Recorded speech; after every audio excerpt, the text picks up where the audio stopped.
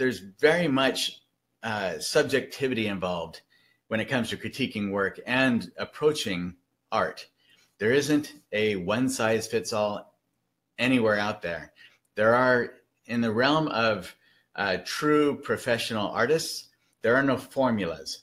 I haven't seen an artist that is really good, that the ones that I follow, I've never seen an artist that just uses a formula. They might have a similar way of going about things when they approach a painting, but there aren't any formulas out there. It's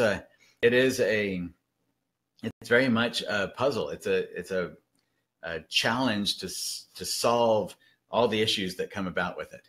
So each one has its roadblocks, the things that's what makes it so much fun. So as we go through these critiques, just remember that these are just suggestions. These are not, you must do this. It's not like that. And there are a lot of similarities in some of the things that I address in these critiques, but there are also some definite differences in them that will be very informative for everybody. And this is a really great thing for me as well, because I see how you're thinking about it, how you approach it. And it has, just going through these critiques like this has really sharpened my ability to see things when I go like to the Prix de West show, the top artists in the world in these shows, to any of these shows. When I'm looking at these artists who are just phenomenal, I can still see where they're human. We all make mistakes. We all do things that could probably be done better. And we all get to where we've done a painting here, and then 10 years down the line, or even a year down the line, we might look at it and go, oh man, I have no idea why I did that, how I missed that, or whatever. So there are no perfect people. There are no perfect artists out there, and there's no perfect artwork. We're all on this journey of trying to get better and better. And hopefully these critiques will help each of you, because they certainly have helped me. Okay. So this image was sent to us by Linda Brantley. Really pretty image, Linda. The Blue Ridge Parkway. That's where I went out to do the plein air video thing, course that we did. Part of that was out there on the Blue Ridge Parkway. And it's such a pretty place. Although I was there in like April or something, and it was cold. Oh, it was in the 30s. Actually, it started out at like 28 when I got there that morning, and warmed up to about 34, I think, by the time I was finished with the video. And I had not dressed appropriately, because when I left, it was like in the 60s, and it was so nice. I didn't, and the weather did not say anything about being that cold. But I wasn't there when it was fall like this, and I need to go back, because that is such a beautiful place. So this is what we all worked from. This is the photo. And so right off, let me point out some things to you. You know what? Let me bring up so I can see. So Aurora, if something happens and the video is not working, or sound or anything, let me know right away, because I don't always see what's happening with the technology part of it. Okay, so this Blue Ridge Parkway, some of the things to point out right off. These are some of there were some similarities in a lot of the paintings of things that I addressed. So I'm going to show you why right off in the photo right here. So there are some inherent weaknesses when it comes to working from photographs. And most professional artists today will work with photographs in one way or another. There are some who just are adamant that they will never use photography, and some who just don't see the need for it, because they paint exclusively from life. And that is a great way to work. If an artist has that opportunity to just work exclusively from life, that's the best way to do it, because you're seeing everything. You're seeing all the atmospheric nuances that happen. With photography, you don't get all of that. It loses things, especially in the shadows and in the highlights. And there's there's something about being there in the atmosphere, on location, or in the studio if you're painting from still life. There's something about the being right there in the light that is actually affecting what's around you, that informs the way that we think about what it is that we're painting. And it is immensely helpful. That's why we encourage, about every professional artist I know encourages over and over for everyone to get out and paint from life as often as possible. There are some people who are just, it's just not going to happen. They're confined to their homes for health reasons or something else, and they don't have that opportunity. But if you can, even if you just go to a window and look out your window and paint what's outside your window, anything, set up something on a table and put a light on it or whatever you have to do, just however you can work from life, it's very, very helpful. When I was in art school, that's what we did. If we were drawing for my beginning drawing classes, well, they weren't beginning, but for my main drawing classes, everything was done from life. We would, like an egg and the ceramic vase and all the things like that for a still life, and just doing drawings from it.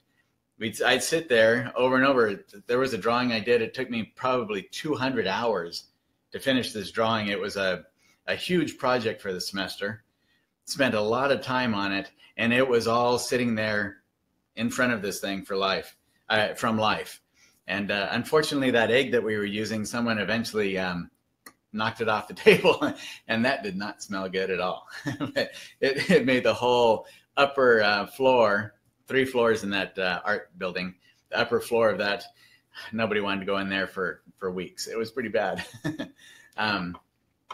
Okay, so some of the things that in the image here that make it complicated. See this line right here where the road, I forget, you can't see my mouse when I'm going back and forth on here. So this line right here where the foggy part of the road goes out this way, and then this direction you don't see so much fog.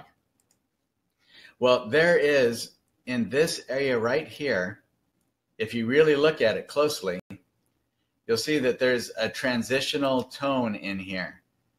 But a lot of us who were painting this weren't paying as much attention to that.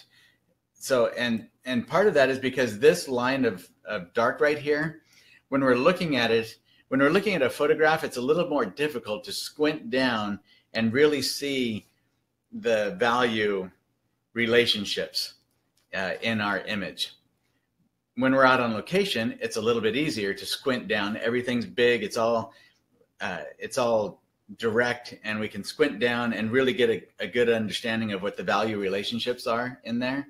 But in a photograph, that's very difficult.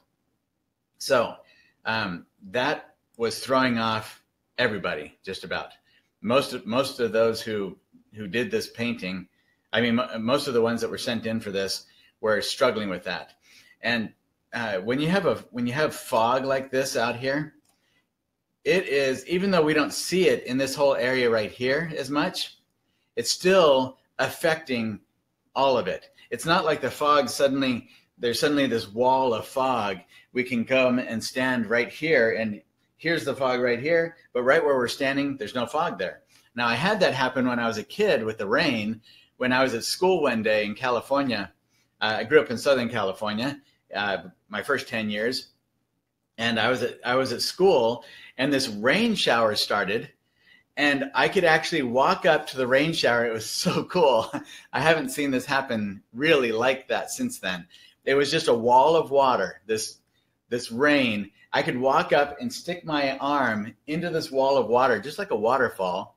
Not that much water, but a significant amount. I mean, like, it was just a downpour of water. I could stick my hand in like that and then pull it out, and I could just stand there, and it was slowly coming forward, but not so much that I couldn't just walk and follow this thing. It was so cool.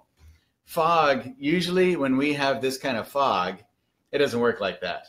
We don't suddenly walk up and there's this wall of fog and we can stick our hand in there and there's nothing else outside of right here. That fog is everywhere. We just don't see it affecting all of this foliage in here as much because, for one, photography is not capturing it the way that we would see it or notice it if we were there in person. But we can see bits of that and what's happening when we look up into areas like up in here. Some of the stuff in here, if we look into the background a little bit, we can see some of that. Even some of this back in here is very softened. And we get a really, when you get a fog like that, first of all, it's an overcast light, which means that it's a cooler light. It's not going to be nearly as warm as if it was direct sunlight. So the light source has become more like a north light source, which is a cooler light source. And that's why the fog, if you look at it, it's really got a bluish tint to it. It's that cooler light. And that cooler light is affecting all of this out here. So all of this on the sides is going to be cooler in color temperature. And it's going to gray that down, and the values are going to be lighter, much lighter, and the color temperature is going to be much cooler than everything that's closer to us, everything in here that we can see. But you notice how all of this is so much softer in value and color temperature than what we have even right over here, because this is closer to us. So you can see that the fog is greatly affecting distance in this image. So everything that's closer to us, the closer it gets to us, the more distinct the edges are going to be, the sharper some of our edges, the brighter and more saturated the color is going to be, and the values are going to, the contrast is going to be much stronger of dark and light the closer it is to us. As it goes farther away, it is going to incrementally and substantially get less contrast, cooler in color temperature, and lighter in value. So those are some of the things to think about. And the wonderful thing about fog like this is that it gives us a great opportunity to really push the feeling of distance in the image, and to really push the contrast and the change of color throughout an image. It can be a lot of fun to work with that. So those are the things that I focused on in a lot of the critiques. The other thing is, we've got this branch up here that hangs down, and it's got this reddish brown foliage that goes to it. We also have this tree over here that has this reddish brown foliage that goes to it. And some of the paintings were getting these two so that we couldn't tell where one came from and the other came from. It was like they were all coming together. But if you really look at it, this foliage is farther away from us than this foliage right here. And this foliage right here is much darker in contrast and much stronger. Look at the branch right here, how dark that is. So to a great extent, that's almost a distraction having that up there, because it's such a high contrast area with that dark branch. So I'd almost be inclined, unless we can really unless there's a good reason for it, I'd be inclined to eliminate that entirely, because it can confuse the viewer when it comes to our painting. So as an artist, when we're painting from a photograph, we don't want to say, oh, I need to paint this the way the camera captured it. The camera is an inanimate object. It has no thoughts or feelings. It doesn't experience anything. It just records. For us as human beings, we experience things. And that's what our viewers are interested in. They're interested in, what is it that we experienced about this? Not what did we see, but what did we really see? What did we as individuals see when we looked at that? What was it that just made our heart kind of thump more, or got us so excited that we wanted to paint it? They want to know what we were interested in, not what it was that we actually saw, like a camera would see. So there is a difference. And that's what separates one artist from another. That's why we can have 10 professional artists go to the same spot, paint the same scene, and come out with 10 very different paintings, because we are all individuals and we see the world a little bit differently. All right, so I've covered that enough. Let's get on to the critiques. Let's see, Blue Ridge and yes, Joy, I do eventually. I just never know with my schedule right now. It's just the timing is tough. The membership, we are getting to where we're figuring some things out more, trying to free up more time, especially so I can paint for the galleries, because I really let my galleries suffer for the last 3 years of building up this membership and everything. And I love what we're doing. I love the opportunity to teach.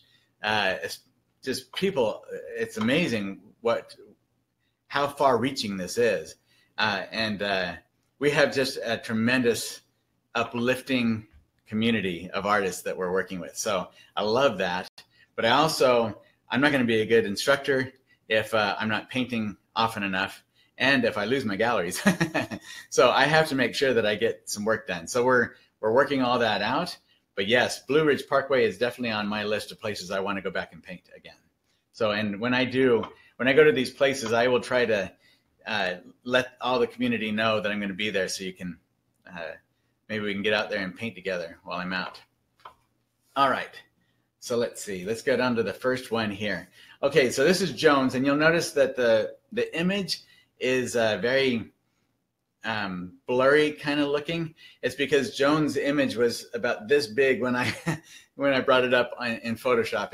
She sent a very small file size, so blowing it up big enough so all of you can see it was difficult. But it's a fun painting. Joan, the colors in here are just beautiful. And I took notes because,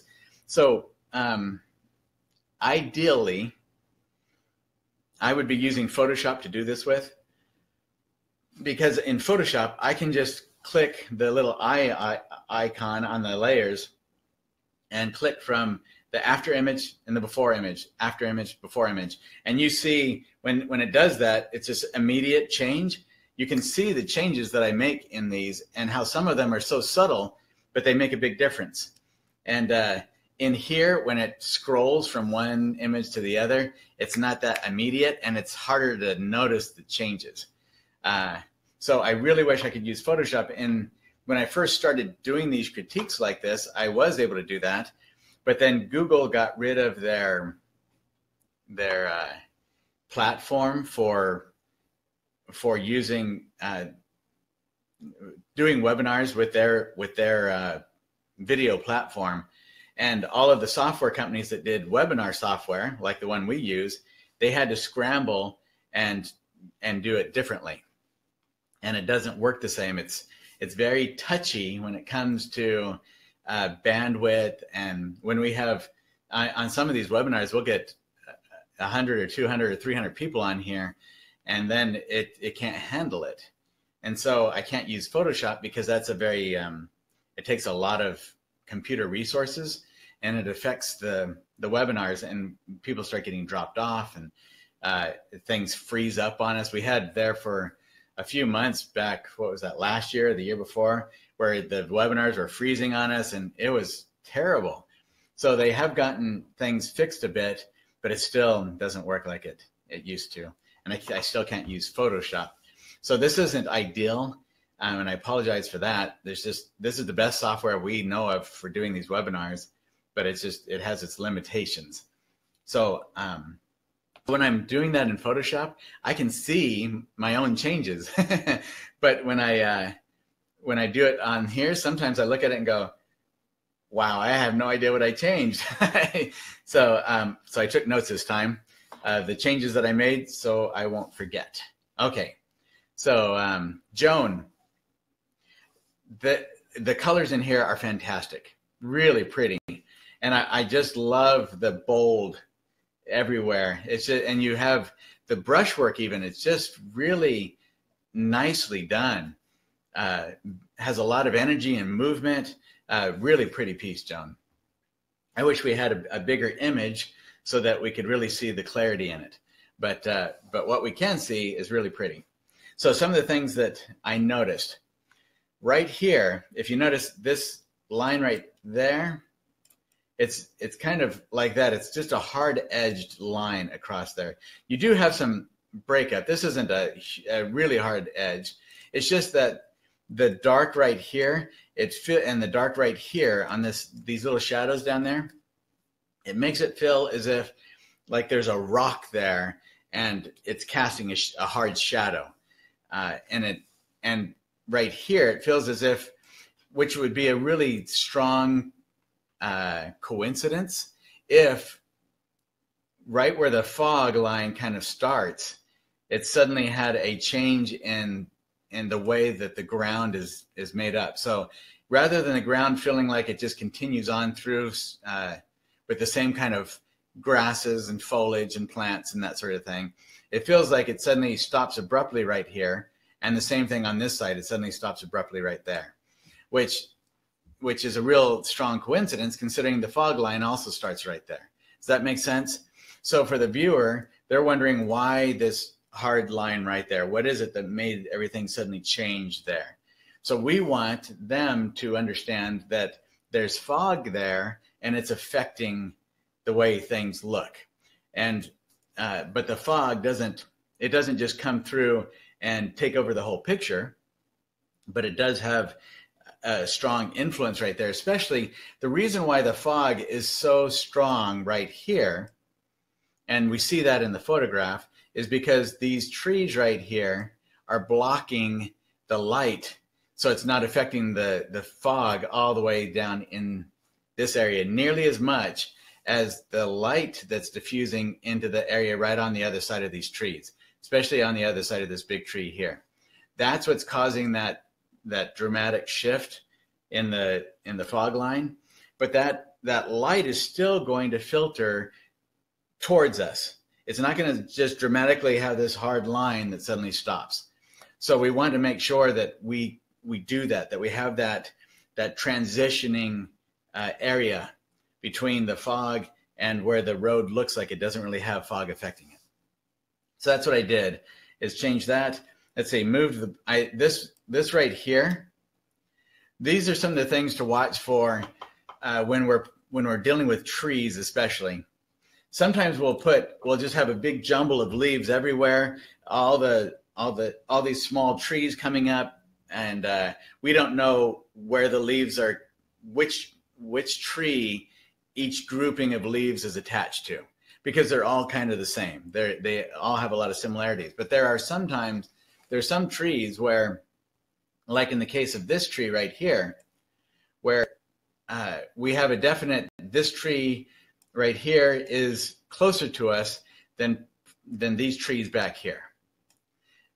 And yet with the leaves right here, we have a hard time discerning that, because it looks like first it's this rounding right here, but the way that the edge right here comes together, it almost looks like they're blending together right there, as if the leaves are coming and interconnecting with each other and mingling together, where in reality the viewer it'd be a lot less confusing for the viewer if we made it really definite that these leaves were coming over here to this tree and they are closer to us than the leaves back behind it, so that we have that depth perception in there.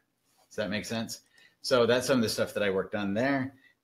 Broke up this purple ball here, move blue and lavender across road for harmony. Oh yeah, in your road you have this beautiful purple here, blue over here, and blue over here, but they don't touch one another. There's a purple line, a blue line, and kind of a purple and a blue over here. So I just kind of took some of the purple from here, put it over into here, took a little bit of the blue and the dark that you had here and put it into the purple over here to kind of help diffuse that and harmonize those together so they feel like they're all part of the same thing.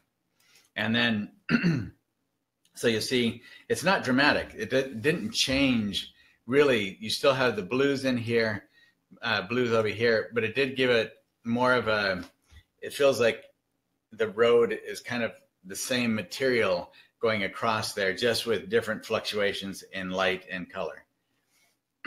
And it still has that color, though. It's still vibrant color. And then with some of this is very kind of whited out right here. So there's nothing really wrong about it. I added a little bit of blue and lavender into here because you have so much of this beautiful color up in these other areas, and you got these blues on the tree over here, down in the road. So I took some of that and just first softened some of this foliage out here so that it really looks like it's going farther away. Softened some of the foliage over here, added just touches, just like little touches of color, bits of blue and lavender into this area in here to cool that down, because you have so much warmth everywhere else in the image that having some cool colors like that is very nice for the mind to have cool and warm together. And that's why this is so wonderful down here, having all that beautiful, cool color to go with all the warms in your painting. All right, let's see. And darken some of the shadow areas. Let's see. Oh yeah, just down in here a little bit. But really, there's nothing. You did a good job. You've got nice contrast in here. Oh, it was over in this area. Just kind of darkened a little bit. Put it kind of a glaze, a little bit of a dark glaze over some of this over here. But then I realized that glaze, I missed your highlights over here. I should have brought those back in. So that this bush, what I was trying to do was get some darker back here so that the highlights on here would actually pop out more away from it, and gives you kind of more of a three-dimensional push and pull of objects that way, and a division of spaces. But I realized after that these highlights kind of disappeared on me. Sorry about that. This right up here, I just tried to break that up some in a way that these feel a little bit more like they're closer to us. And this back here feels like it's going back behind those leaves a bit, and broke up some of this up in here with some of the blues and lavenders for the sky. And that was it. Let's see. So you can see a little bit the differences there. Okay. So there you go. Beautiful job, Joan. Really pretty piece. And you can see the softening here of these the transition areas for the road. Okay. Next is Linda. All right, pretty piece, Linda. And you have so much texture. I love your texture. You get a lot of really fun paint texture in there. That's excellent. Okay, so I softened, so same thing, Linda. Softened the fog line because it looks like it's like this. It kind of stops like that. Like there's just a hard line there almost. You have a little bit of softening here, which is really nice. It's just that right here, it's kind of like there's no real transition there. This is beautiful though. You did get some great transition with this, all this back in here and this right here. So really nice there. And let's see. Okay, so some of the things that stood out, Linda, were these little bits of white. And even in here, right there. So what happens when we have white like that, little spots of white, when they're that dramatic, we wonder what they are because there's no real color to it. So it doesn't really look like a leaf. It could be a leaf that's catching fog, but even then it'll usually be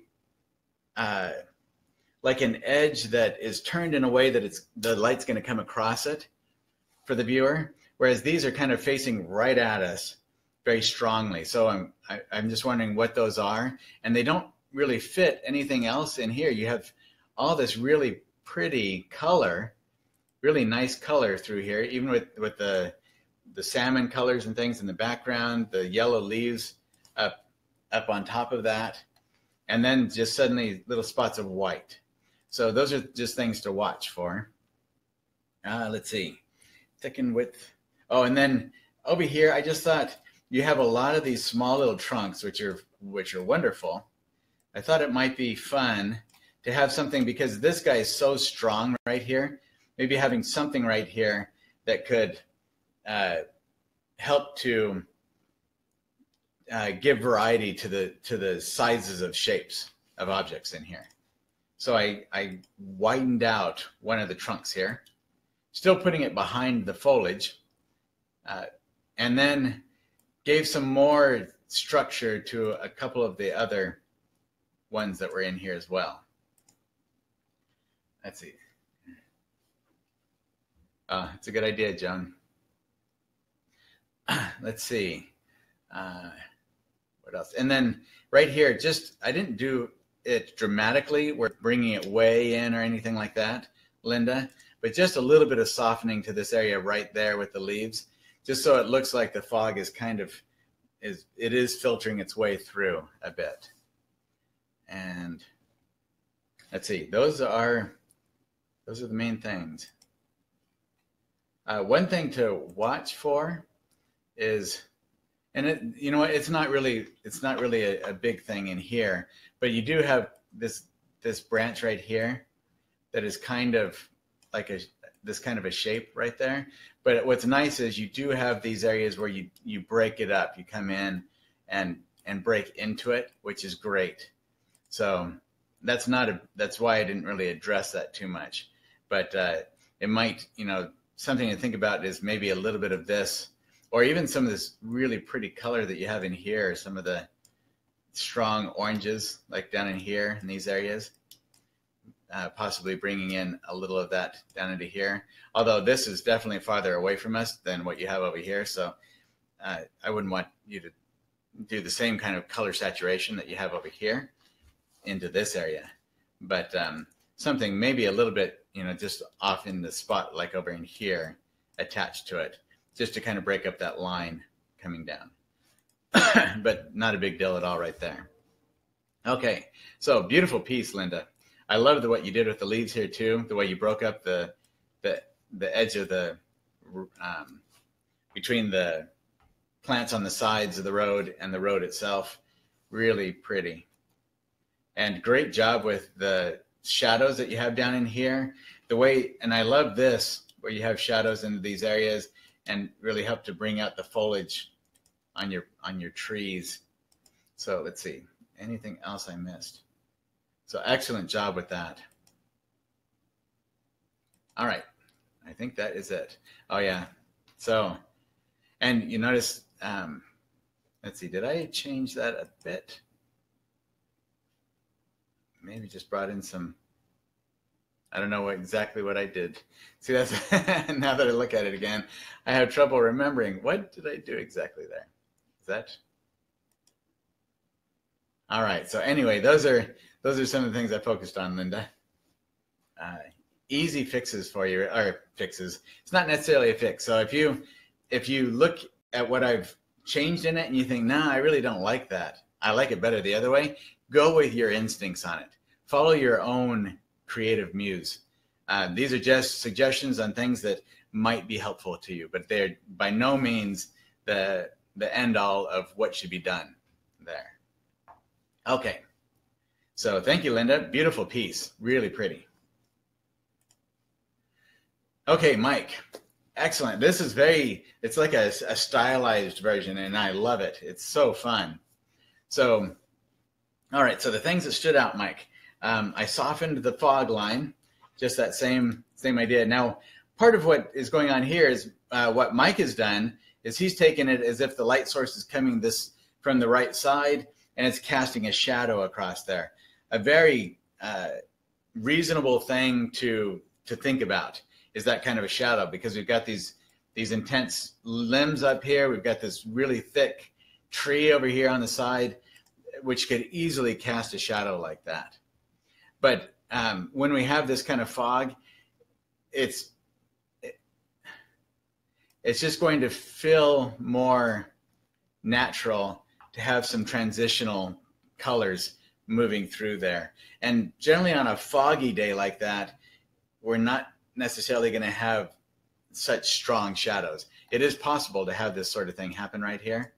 But if a shadow like that happens right where there's a division between really bright and really dark, then it might be a good thing for us to rethink that and change it. Even if it happens that way, even if we're on location and we see it like that, sometimes it's better for us to tweak it a bit so that we do create some transitions between it, just so it's not such a strong contrast between the two areas right there. That's a scumbled over the fog trees on the left. Yes, over here by scumbling. So the difference, if you hear me say glaze or scumble.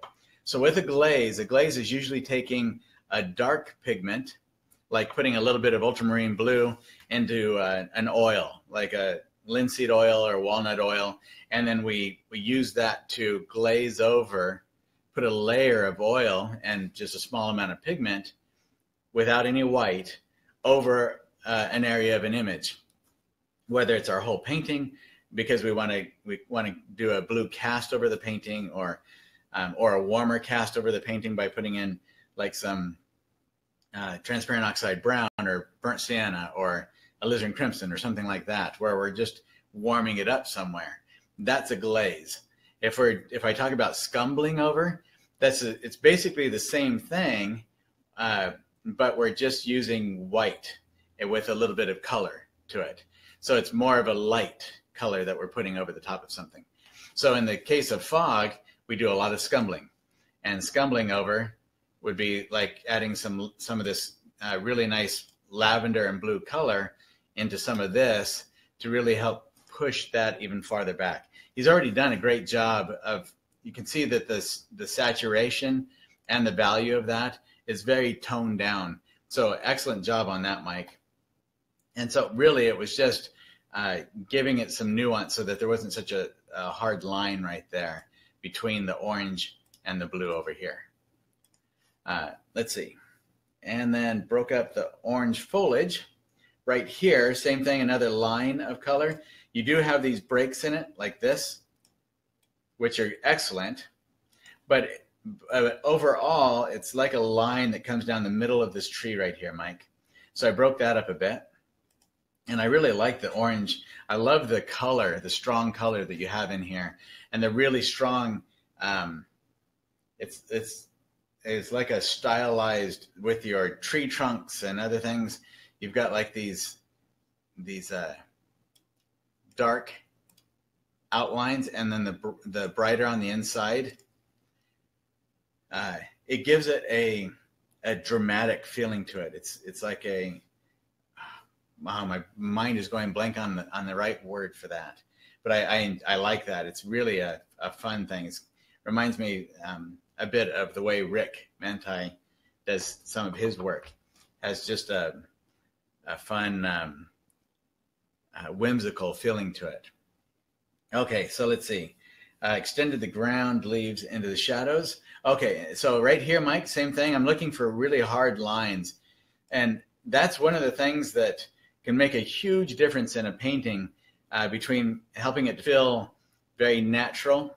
Even in an image that's stylized, sometimes we can still concentrate on things like that.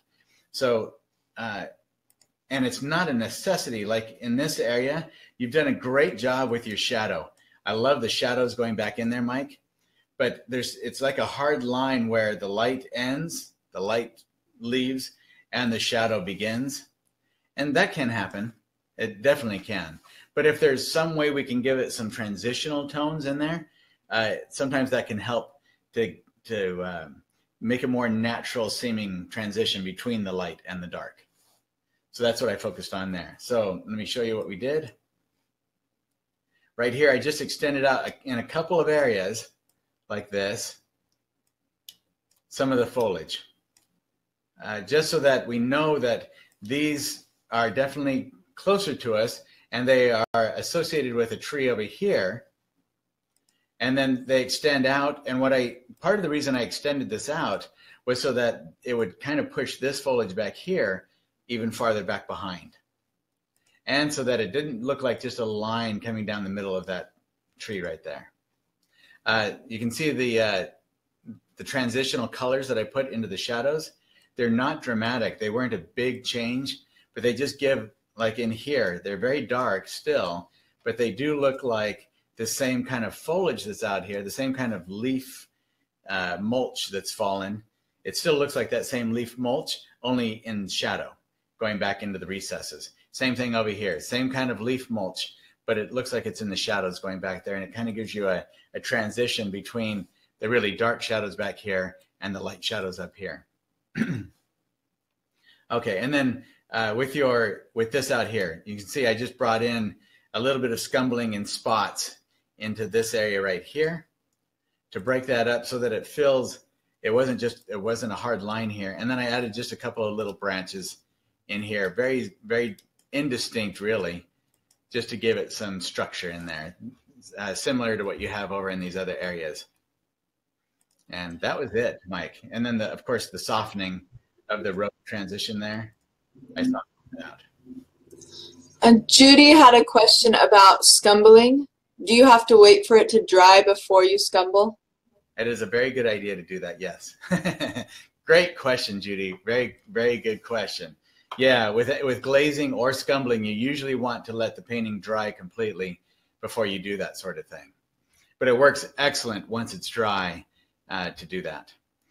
You can, of course, do that alla prima. So I try to work mostly alla prima, which is all in one session, or wet into wet. I like to work while the painting is still wet. But in a case where you really want to take a large area and lighten it a lot by adding more atmosphere like that, that's when it works exceptionally well to wait for it to dry and then come in with that kind of a scumble to it. So great question, Judy. Thank you. I didn't even think about that. All right. So great job, Mike. Beautiful painting. Thank you, Aurora, for letting me know about that. Okay, there we go. Okay, Cheryl. This is so fun. You know, Cheryl, I love this. I did make some tweaks to it, but I love the drama of that line right there. Just so much fun. And then I love the way your road comes down and just moves us off into the distance right here. And your foliage, Linda, beautiful.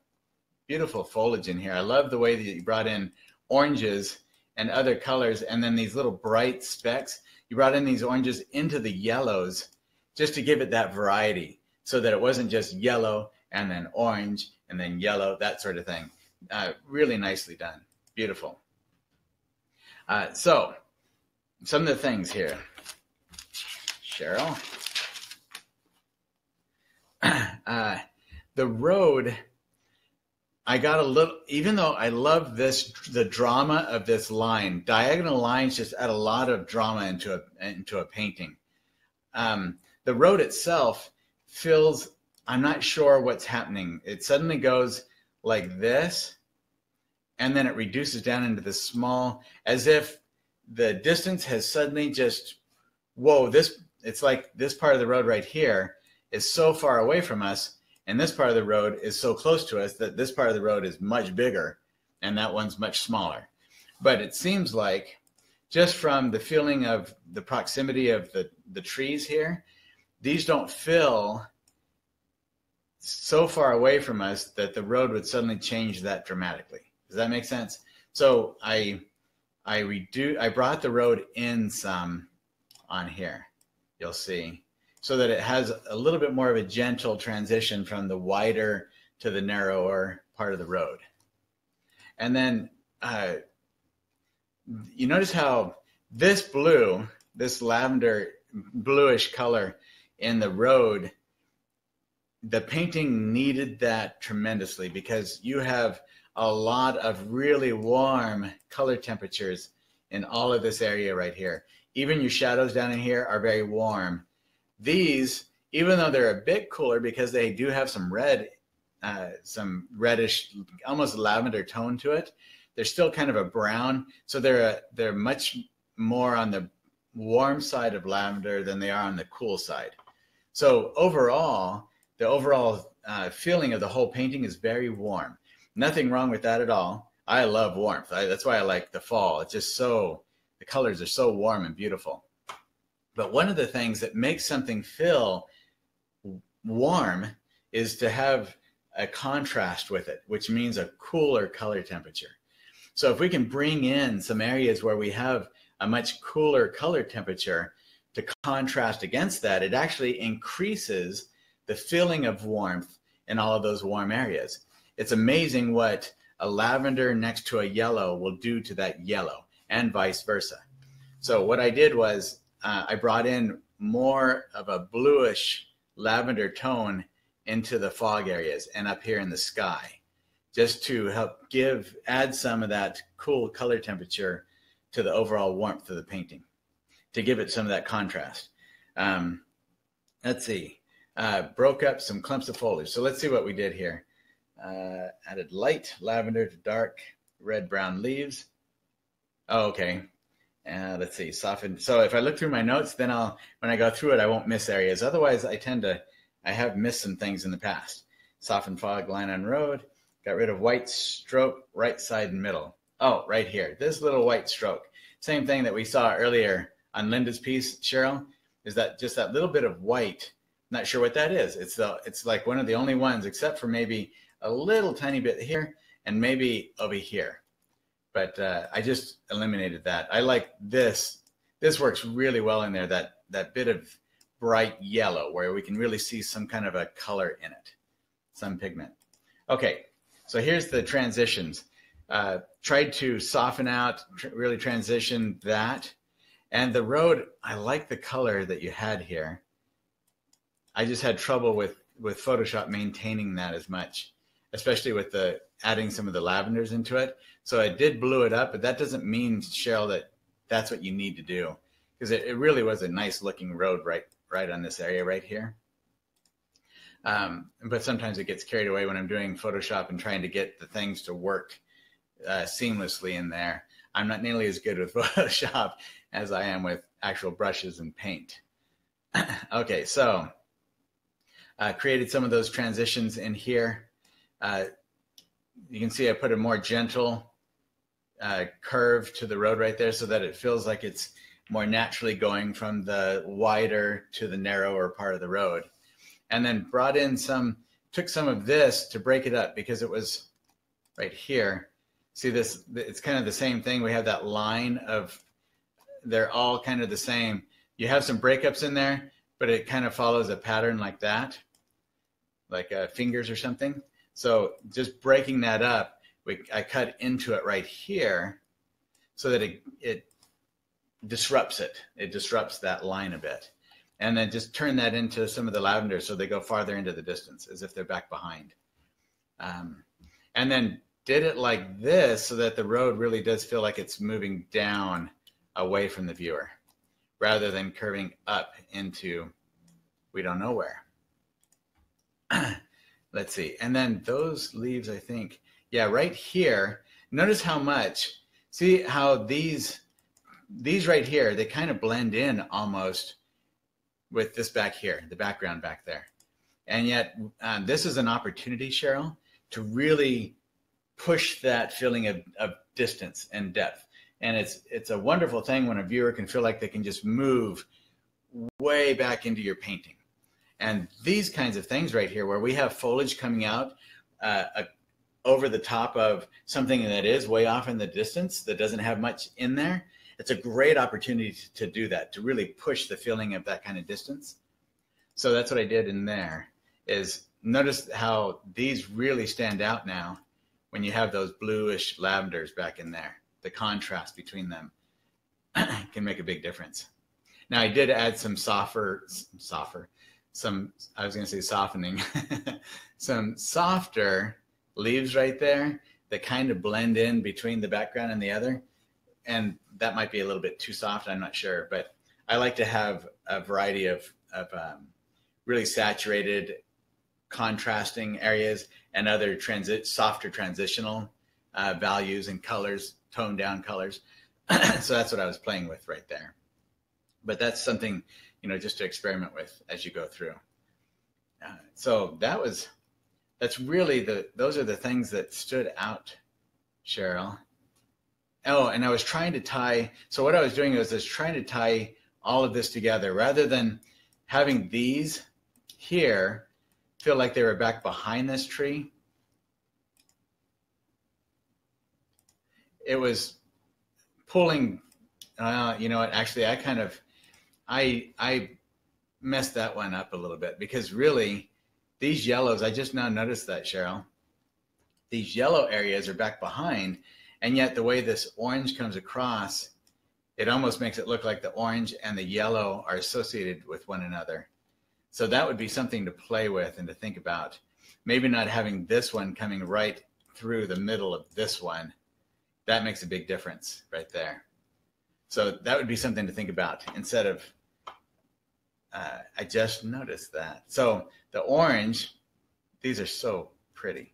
So this orange right here is one tree that's over associated with all these limbs over here.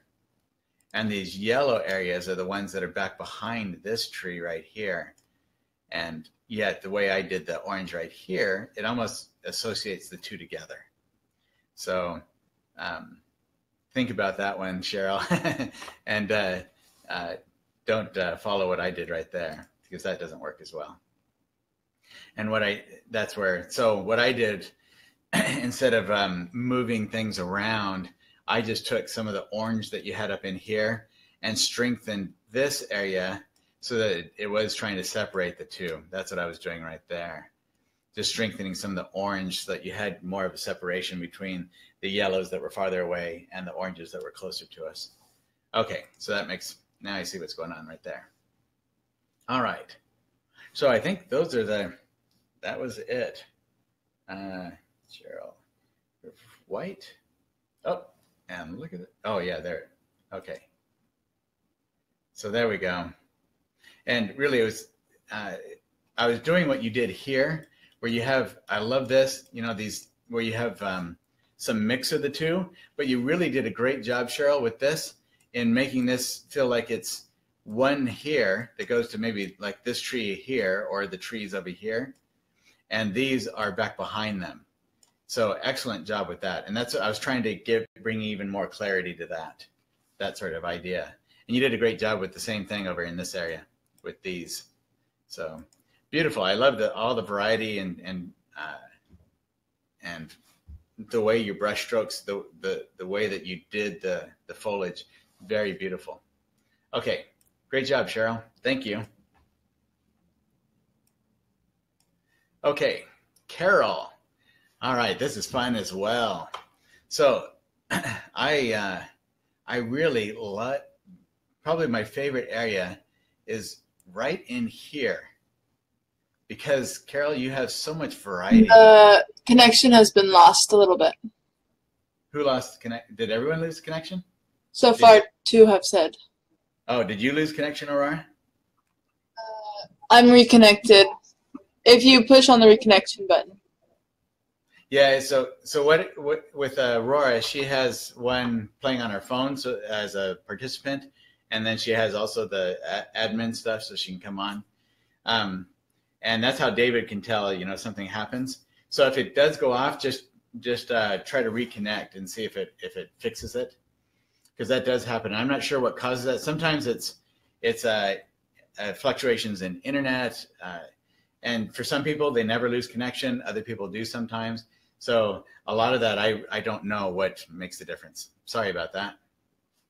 Okay, so we'll just keep going on with the webinar, and hopefully if everyone starts to have the same problem, then I'll have to, I don't even know what to do at that point, actually. I mean, because if I stop it and try to restart it, it disconnects everyone from the webinar, and we can't get everyone back on. Everyone would have to come back on differently again. So hopefully it'll just keep on going. All right, we'll just see what happens here. Okay, so Carol, I love the variety that you have in here. This is just so much fun. You've got these beautiful oranges, these yellows over here. Then you have darker, you have lighter. You've got the shadow area down in here. I love the greens, the way that you have that variety up in the upper area right there.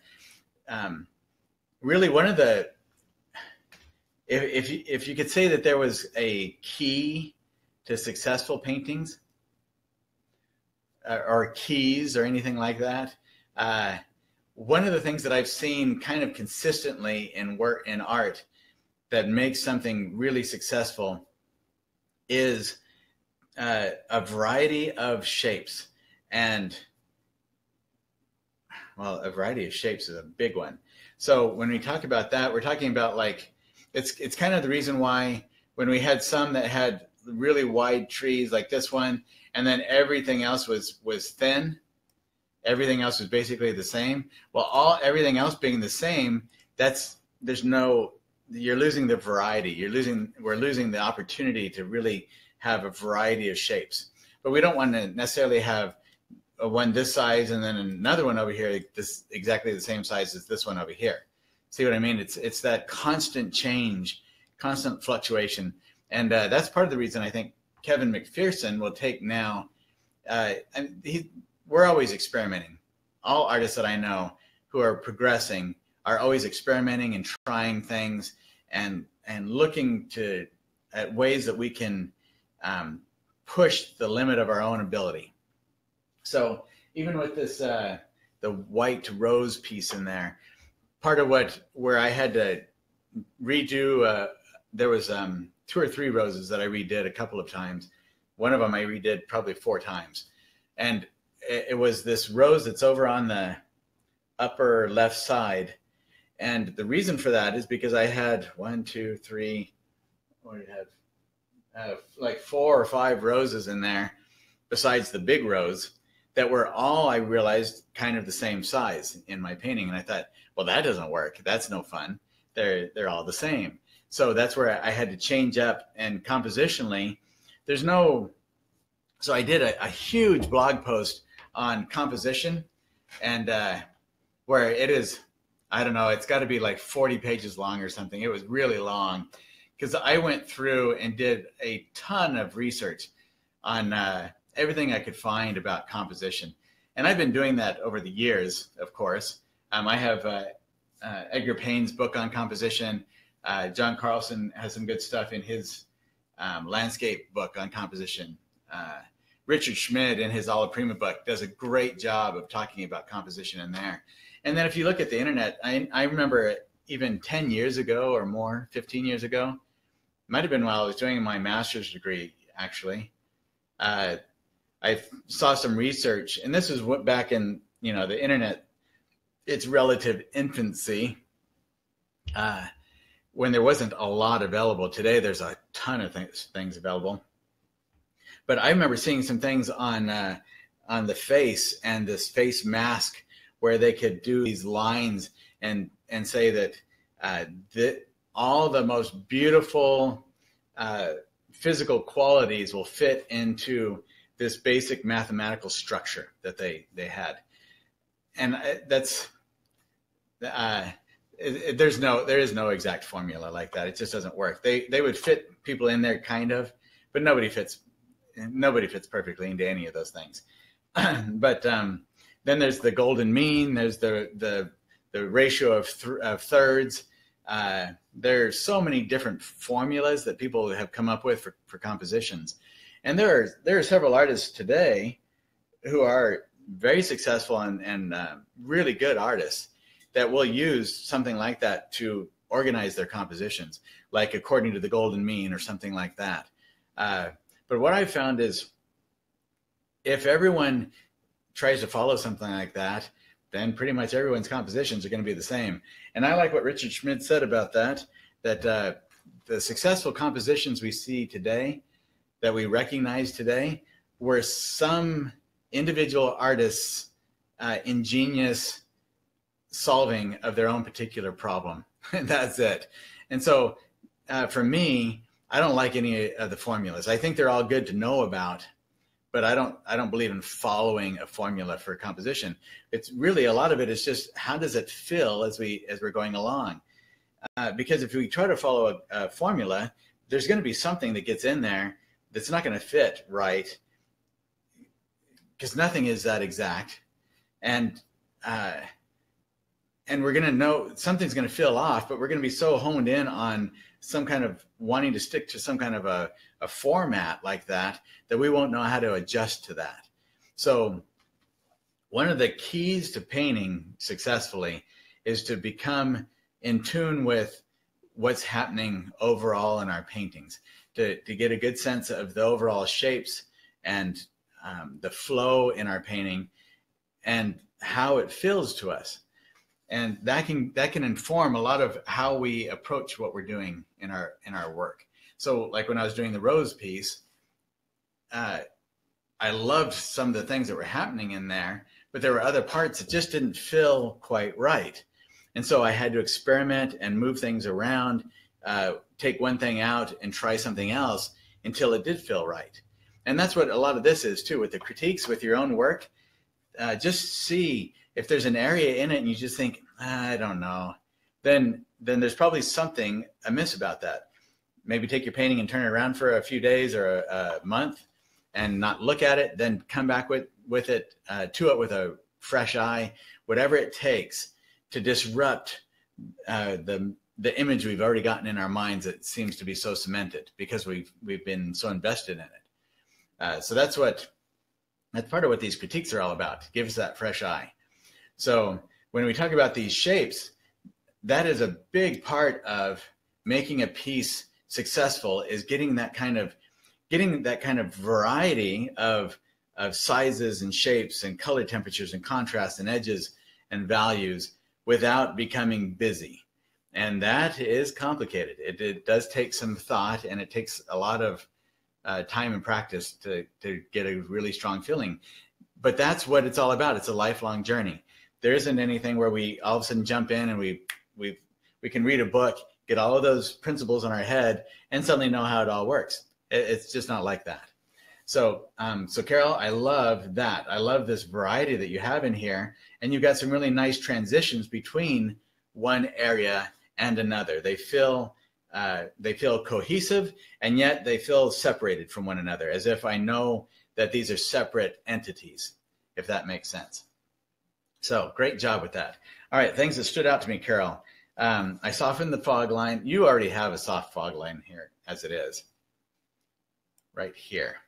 So very nice. It's just, as I come up into here, I almost feel like the fog right here is so strong that I get lost here. And I don't know if the road suddenly goes up like this, or if it's going out like that. I don't know really what's happening there. So I tried to bring some clarity to that a bit, so that we don't feel like we suddenly come to the end of the road and then float on up into the stratosphere up here. You know, does that make sense? Let's see. I added a tree trunk to the left side. Over here, I think I did something. Oh, wait, to the left side. Oh, over here, that's right. Added something in here because you have this wonderful variety, Carol, over on this side. Wonderful saturation, really beautiful contrast and nice, juicy, saturated color. And then we come over to this side, and it's kind of, and I understand that, you're letting the fog come in. You're trying to push that farther away from us than the right side.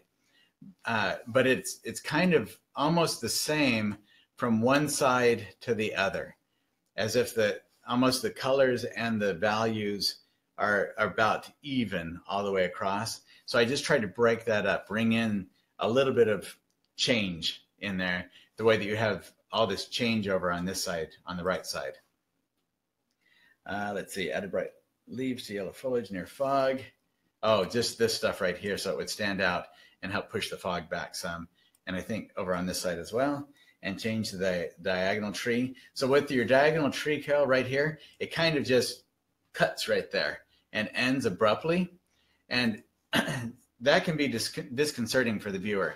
It looks, instead of looking like the tree trunk is moving underneath foliage, it looks like it suddenly got broken off right there. And sometimes we want that to be the case. But when your tree breaks off right here, and there's another tree branch right here, that tangent between them gets a bit uncomfortable. So I just tried to soften the transition a bit. So all I did is to thin out, make that trunk or that branch much thinner right there rather than wider.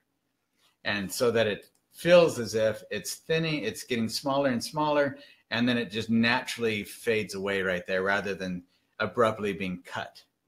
I brought in some lavenders in here so that the road now, and brought in some of the stuff that you had over here and pulled it into this area. Same thing on this side. It's very subtle in some of it, but it gives the feeling that the road is actually going out and continuing flat and going forward rather than suddenly just coming to an end and going, whew, there's this solid wall and nothing can get through it. We want our viewer to be able to move through and not suddenly get blocked off. Unless, of course, we want them to get blocked off because there's something intentional about it, but it didn't feel like you wanted your viewer to be stuck right there. It felt like you wanted them to move through and continue into the painting. So I added some tree trunks in here to give that structure. Brought in this trunk right here, and that would be something to experiment with as far as how light or dark to do that. But just to come in with some more change in either like the orange right here. I tried to associate this leaf foliage with this tree trunk right there. And then you have this over here that goes to another one and on, so that you get that feeling of these are closer to us and it starts to move farther and farther away from the viewer. So that was what we did there. And I think that is really, those are the main things that we did there. Oh yeah, I did bring in a little bit more, I think, to that one as well, right?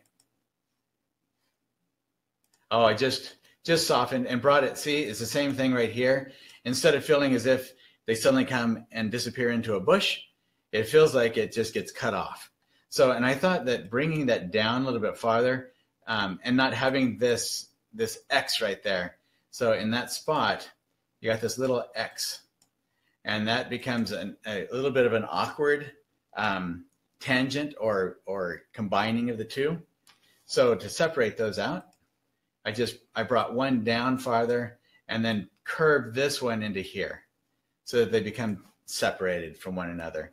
And that gives you some of that, some more of that variety that we were talking about that you've done so well in other areas in your painting. Okay, so that was it. There you go, Carol. Beautiful painting. Thank you very much. Okay, next one. All right, Rick. And of course, you all know that I'm a fan of Rick's work. His style it's whimsical and fun, and I always enjoy seeing Rick's work in here. And one of the things that I love about Rick's work, just his signature even. You see the way he does his signature? He very much has his own, he has infused his personality into it. And that is a big thing in, so there are some people who will study with a particular artist and then they just adopt that artist's style. Like Richard Schmid, you can see a Richard Schmid painting and go, oh yeah, that's a Richard Schmid. You can see a Scott Christensen painting and say, yep, that's Scott Christensen. But there are some people who will fall in love with the way that artist works, and then they will paint like that. So then you see their painting and you think, wait, is that a Scott? Well, that's not a Scott Christensen because it's not quite as good as Scott Christensen's, but it sure looks like Scott Christensen's. See what I mean? So one of the things that we have to learn to do is to trust our own instincts and follow the way that we think something should be done, and not worry about if anyone else is doing it like that, or if anyone says that, you know, this is the way you should do it or anything. Just follow your instincts, follow your gut. And I love to learn from artists like Richard Schmid or Scott Christensen or Kwang Ho or any of the great artists out there. I love to learn from other artists, but I don't want to paint like them. I just want to let some of what they've learned inform what I'm doing. So hopefully when you're looking at my videos, it's the same thing. You won't try to paint just the way I do. So when I was starting out in art school, I tried to paint to an extent like my painting professor, who was he was just a couple of years away from retirement when I first started working with him. So he had been teaching for 40 years and painting for a long time. He was really, really good. So I wanted to learn to paint like him. But then within a short time, as I would paint, I would do something and I would think, oh, you know what? I really like the way that just happened. What did I do there? And over time, I would do that more and more until my work was very different from his work. And then I would see other artists' work and I would take bits and parts from them and think, I really like this about that. I love the way they're doing texture. I love the way the contrast in here, the way it affects the painting. And that started to then make my work my own, hopefully. But everybody has to find that.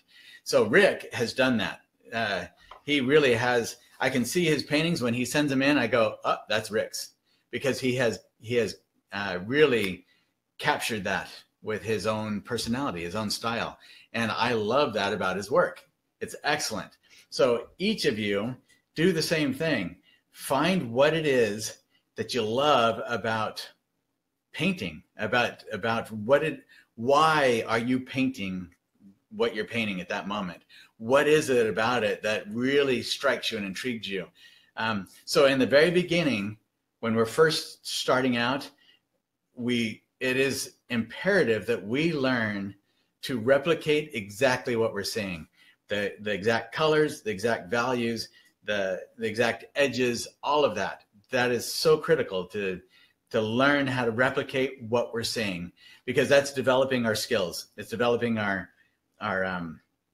the traditional foundational skills that we need to be able to do whatever it is that we want with our brushes and paint and everything. But after that, after we've gotten it to where we can replicate anything, then it's time then to break away and not necessarily just record what we see, but to record what we see. The way Richard Smith says that it's not what we see, it's what we see that's important, because we're all different. Okay, so anyway, Rick, fun piece, of course. And there are a couple of things that stood out to me, Rick. One is this thing right here. Just it's right out there by itself, and it stands right above. I love that you put this bicyclist or motorcyclist in there. That's excellent. I really like it. And the fellow looks like he's back in there. He doesn't have the hard edges. You really did a great job with him, Rick, on there. But this right here, that line just kind of stands out right there. And then these branches all kind of create that archway over the biker. So I worked with those. And then this right here, this line of plants, I love these plants. I think those are great. But it feels almost like a flat line. And it's, I think, especially, Rick, because of this area right here, because these are so thin right in here, which I love that you have the areas that feel thicker and areas that feel thinner, but it almost makes it feel right there like a cardboard line, like a flattened, really thin line going across. And then you come to this hard like edge right there, right? So I added some stuff in here. I didn't do it nearly as well as you'll be able to do it yourself, but I did work with this area right here just a little bit. And then this guy right here, it's the same thing that we talked about earlier. This feels almost, you have a little bit of a transitional spot right there, but it almost feels as if it gets cut off here rather than being obscured by foliage. And yet I see that it continues on up here. So I did a little bit with that. Same thing with this. You have this really thick one right here, and then suddenly it's this thin thing down in here that gets lost. So I did work some with that. So this is what I did, Rick. And right here, it's a very strong, dark shape. So it gets light over here. It changes a bit over here. But this right here where the biker's at is really kind of a strong shape right there, Rick.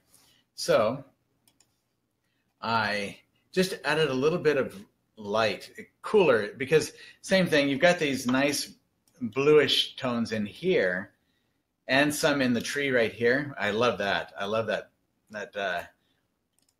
like reflected light glancing on the tree right there.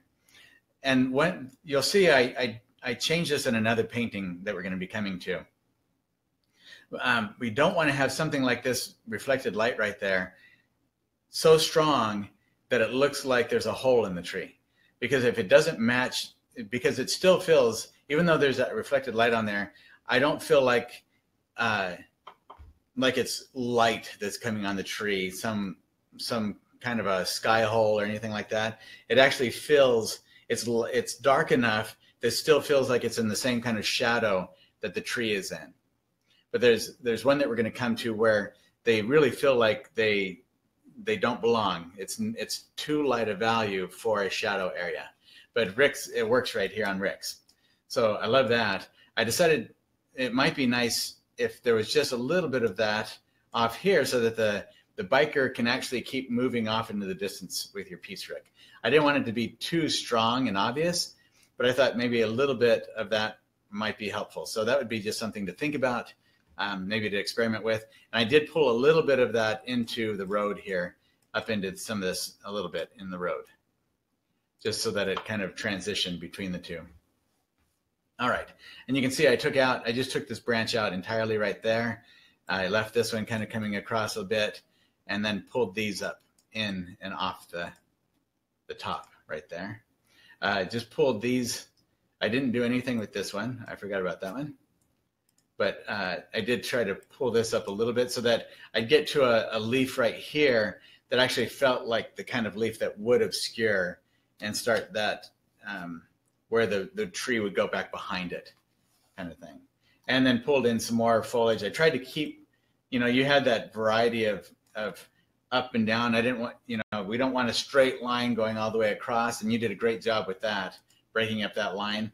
So I tried to maintain that, but I did soften out right here. So it feels not quite like just that thin line of plants going through there. And I think that is it, Rick. Great job. Really fun piece.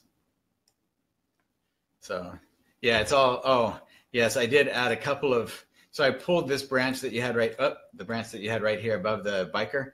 I pulled it over here to the side. And then I thought, it might be kind of fun, just really lightly, very subtly, to add a few more tree trunks in there as well, just so that it wasn't a lone tree trunk out there. So that's it. All right, great job, Mike. Great job, Rick. I got bike and Rick confused. All right, Darius. Oh, there we go. All right, beautiful. Darius really has a very professional quality to his work. It's so pretty, and just a really light filled. This one is beautiful, Darius. Very light filled and inviting. It's one of those where we just want to go walking there. It's so nice. And I love, Darius, your colors and transitions here, even the shadows here, so soft. And you've got these beautiful lavenders that you put into the reddish part of the shadow that give it that ethereal quality, that light-filled quality to them. So everyone, this is a great thing to learn here. You notice how he has the darker here, but then it softens as it comes down the values. Part of the way he's softening that is he's taking some of the lavenders that he has out here in the trail, and he's getting very subtly those lavenders into that shadow. And those lavenders mixed with all the warm colors around it, that's what gives it that energy. That's what makes it so lively and beautiful. So that contrast is wonderful. All right. Things that stood out to me, Darius. I love this tree. He almost feels like he's Well, it's basically in the middle of the painting, and it's so stark compared to everything around it that it almost makes me not able to look at the rest of the painting because it demands so much attention. The contrast in it, dark and light, is very strong. The edges on the tree are very, very hard. So everything about it is saying, look at me and ignore everything else. So I was hesitant about what to do about that because it is so nicely done. But I decided to take some of what you had over in here, this kind of foliage, and just add a little bit of a tree, just some small little trees right here to the side of it, just to give it some, like a transition between here and up into the more stark nature of the tree trunk and limbs right there. And then this right here, I love that you have this variety, the shadow here, but I almost wonder, because this side is so soft and flattened, I almost wonder, why do we suddenly have a ditch on this side that creates that kind of a shadow? So I experimented with it to see what it would be like and just softened that shadow on this side. And I feel like that really actually works well there, Darius, because it still has that transition. You have the highlight area here that's catching more of the light, and then it does kind of slope down, so you have a bit of the shadow, but it's not quite so strong, and it feels more gentle, just like the rest of the painting. It feels like it fits the overall tone of the painting better than that stronger ridge line that you had there. And then, of course, I do like what these trees right here did for it. Softened out this trunk a little bit, and then it transitions up into it a little bit more gently that way. And I put in some, a little bit of shadow to go with that here, and softened out the shadow right here as it comes down, just so that it's not too dramatic there. And then one other thing, Darius, was I love this orange foliage that you have right in this area right here, but it is kind of like a line of it, almost like a box, like that of it. So what I did is I took some of that orange that you had and added a little bit more up into some of the other areas in here, just a tiny bit, to kind of break that up, to give, so it wasn't a line across right there, but it kind of gently moved through there a bit. So we have some, you know what I'm talking about, just the way you've done with all the rest of it. You have great variety in here with, like, this is a darker trunk than what you have over here. This is a little bit different color. You have different sizes and shapes in there, even though they're smaller ones. You've done a fantastic job, Darius, of giving us variety of, like, just right here, this tree trunk's up there, this one's down here, one up here, you've got this here, this here. Look at that great variety of placement.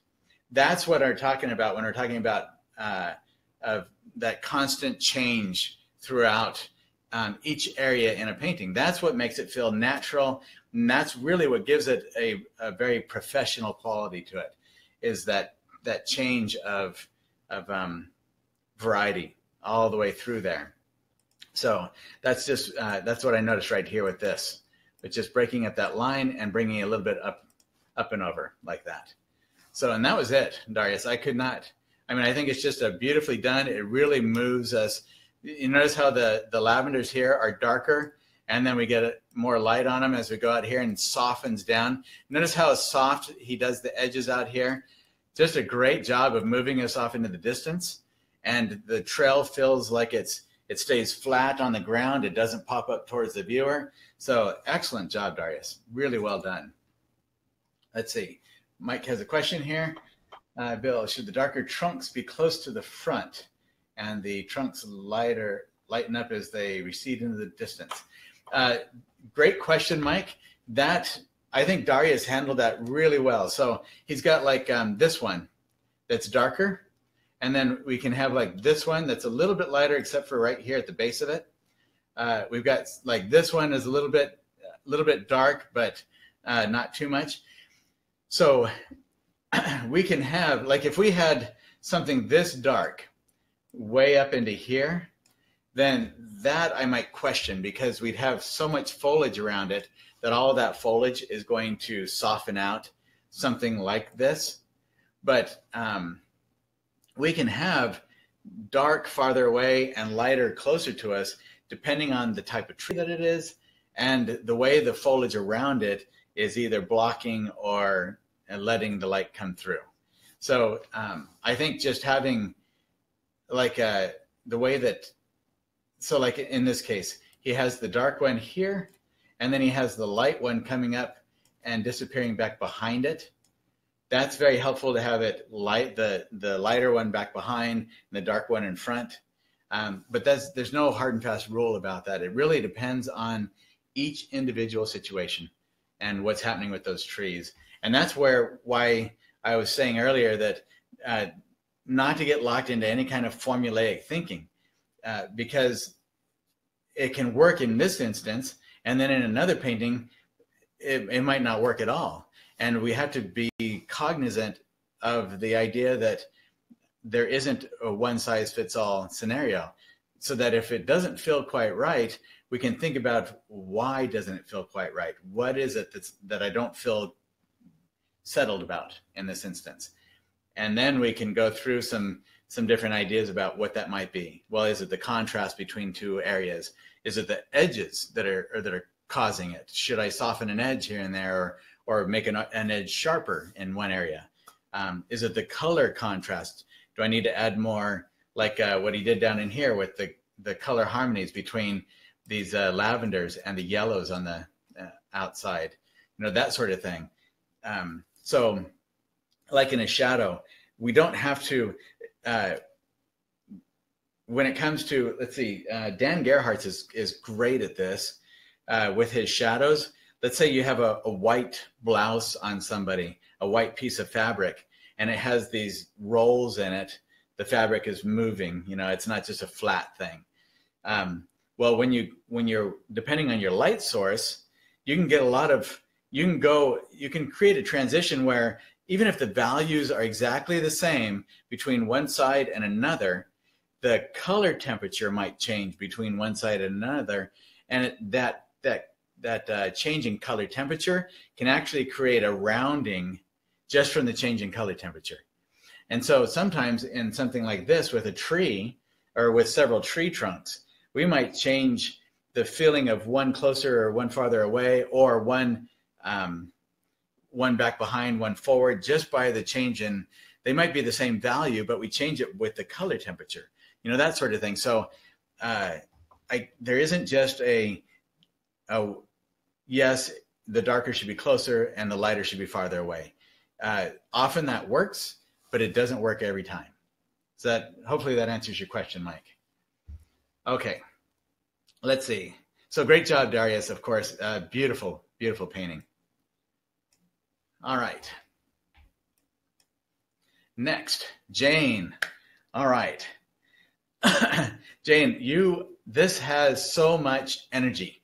It's just, I love that. It's a really, you have a style as far as the way that you approach your paintings. And it's really a wonderful, wonderful way to go about it. So I love it. And I love the way that you handle transitions. Like you have these dark areas in here and the light areas in here, but it doesn't feel harsh. It's like you've done a great job of, like this shadow right here. It moves us from this shadow into this light area, and they kind of move you back and forth throughout them. So, but I love that. I love the way it's moving through. Sorry, I got distracted a bit because I was seeing if somebody had a question over here. I was trying. Let me look at that real quick. I'm curious about. Are you talking about this right here? Maybe. I like variety, so I'm not sure what you're referring to, Darius, but I love the painting. Oh, I didn't clear all that out. So, all right, let's see.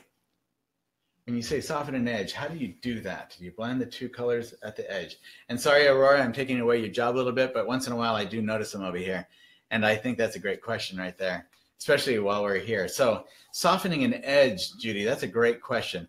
We can see that here in Jane's, like with this tree right here.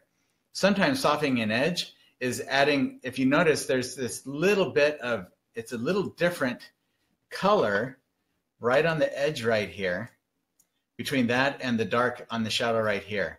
That right there can soften an edge. When we come to like right here, between the shadow area that she has and the light area right here, she has softened edges in several different ways. One is these two, like this color right here and this color right here. If you really squint down, there is a difference in value, but it's not a huge difference in value. It's really a difference more in the color than it is of the value. And that color change actually softens because the values are so close to each other, it really softens the edge between these two colors. And it makes it feel like one bush or one clump of grass, but with variety in it. And then it helps to transition then. You notice, same thing, another color change right here between these two, and then another little bit of a change with just slight changes in the value. That can be a way to soften an edge. What I do sometimes, let me see. This paint over here. Oh, there it is. See if I can point out something on here. Oh, you can't see that. You know what? I'll bring myself up bigger for a second. Oh, you know what? I'll cover this at the end when we get to the question area, because then I'll be full screen and I don't have to stop the slideshow. That'll be better rather than trying to do that right at this moment. Okay. So I'll cover that question. Aurora, remind me of that question when we get to the end of this, because we are close. Well, actually, oh man, are we only halfway? Sorry, guys, I am waxing chatty way too much here going on. So I'll try to move through a little bit more succinctly. All right, so Jane, one thing that stood out to me, beautiful work. I love the emotion and the movement in here. So the thing that stood out to me was this right here. It's like a big change between that and where the road comes off right there. And that transition, there's really no transition there. It's like a hard line. And I wonder what suddenly happened. It almost looks like a little pool of water right there or something like that. And I'm not sure what's happening right there. So I changed the transition there, and then extended limbs of trees. So these, same as what we talked about earlier, some of these feel like they just suddenly got cut off rather than blending or getting lost behind foliage. Feels like they just got cut off somewhere right there. Same thing right here. It's like a stick that's just kind of stuck out there, which can work. But I did soften some of the transitions with those a bit. Soften this dark spot of brown right here. Notice how it's like the Sesame Street thing. One of these things is not like the other. That just stands out as if, where did it come from? It's one of the darkest contrasts you have in the whole painting, and yet it's all isolated right there in the middle of a bunch of bright foliage. So it really kind of stands out as, I don't know why it's there. What is it and why is it there? It's like maybe a bird's nest or something that just got stuck there. And then added some lavender to the left road tree leaves. Oh, back in here, I think. So let's see what we did here. Okay, yeah, I just softened some of these down a little bit down in here so that they would transition, and created more of a transitional color in this area. Brought this across so that it feels like it's more like a road or something moving back through. And I did pull some of the light that you had back here through this a bit right here so that it does feel like, so that it gives a kind of a cohesiveness to the road as it moves from one area to another. Soften down this area right there, and I just kind of brought down some of the tree trunks in areas so that they feel like they don't just suddenly get cut off in an area, in a spot. So those, let me see, go to the thing here, and same thing. So these are just some of the tree trunks that I worked on, like here, this one over in this area, and some of these over here also. So if we go back, yeah, see, like this one almost looks like it gets cut off, and yet there's this little part right there. So I was just continuing some of those things that you already had in there, Jane, with that. All right. So great piece, Jane. Really fun, beautiful, beautiful painting. Okay. Next. Linda. Okay. So Linda sent us an email and had a really wonderful story about somebody purchased this painting and then commissioned several more from her. I think, well, it was a very, very touching story about why the fellow bought it. And he said it was the light in it. He just felt such joy when he saw the light in it. His wife passed away recently, and this was, I think it was just last year, they were somewhere, and this reminded him of their trip with the family and all that. And so it was a wonderful thing for, with his wife just passing away. So a really, really touching story behind it. So this painting is sold. She can't make any changes to it, but she wanted me to critique it anyway. So because then it can help her with future ones, especially since she's going to be doing several more for him. So on this, Linda, I can see why the fellow bought it. It's just beautiful. Really, really pretty piece. I love, you've got some juicy color in here. These reds over in this area, so pretty. And just the transitions that you have between the oranges, the greens in here, the yellows, all these soft transitional colors that are in there, really pretty. I love this over here, the greens, and just the way it transitions over. You've got these wonderful shadows down in here, and they soften beautifully on the edges there as they come out into the light. So really nice. It's a beautiful piece, Linda. So the things that stood out to me, I changed the direction right here, this line of leaves. I broke that up. So I took this.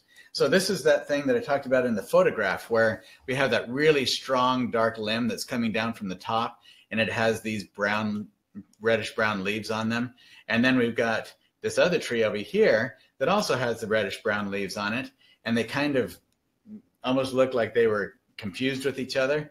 So Linda you have this limb coming down that these leaves come to, but then you have this limb coming up, and they look like they're all kind of the same thing right here. So I broke that up. I ended up actually taking this limb out, taking this clump and turning it this direction instead, so that it becomes associated with this tree rather than this up here. And then brought some of this reddish orange leaf that you have over here and brought it across a little bit so that it didn't abruptly end right there. And I know it goes to the tree back here, but it was just because it was almost like a box shape a little bit right there. So I just broke that up a bit. And then that was it. So let's look at what we did here, because you really have a nicely softened line right here with the road. I might, if you had it, I might have just extended a little bit more softening right here, or maybe bringing some of this just a tad bit over into here. But you already have a soft line there, so it is nice the way that's softly transitions right there. You can see right here, bringing this up and over, then that separates the two areas you'd want to watch this right here where I didn't do a very good job with that part. Just always watch where if there's light around something like that, it might halo effect it, and then it looks like an outline around something like that object right there. So that would be something to watch for there, Linda.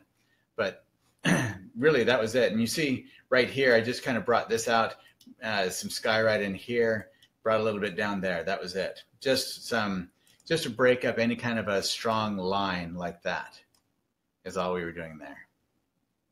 So that's it, Linda. It's beautiful. Nicely done. And congratulations on the sell of that, especially with the story behind it. That's really, our artwork can touch people's lives. It can really make a big difference for them. And I love that. I love being a part of that. Okay, Jane. This is fun. So I like, it feels very, very big, Jane, and very open.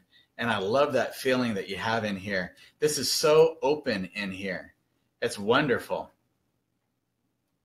And then, and I love that this feels much farther away from us. You did a great job with that feeling of distance in there. So excellent, Jane. Some of the things that stood out to me, the foliage in here is beautiful. This orange, the yellows. You go over here and you transition into those lavenders back there. Beautiful. This right here is kind of a strong, hard line down that foliage. So I broke that up a bit. And then this right here, it almost feels like fingers right there. And yet it disappears right here.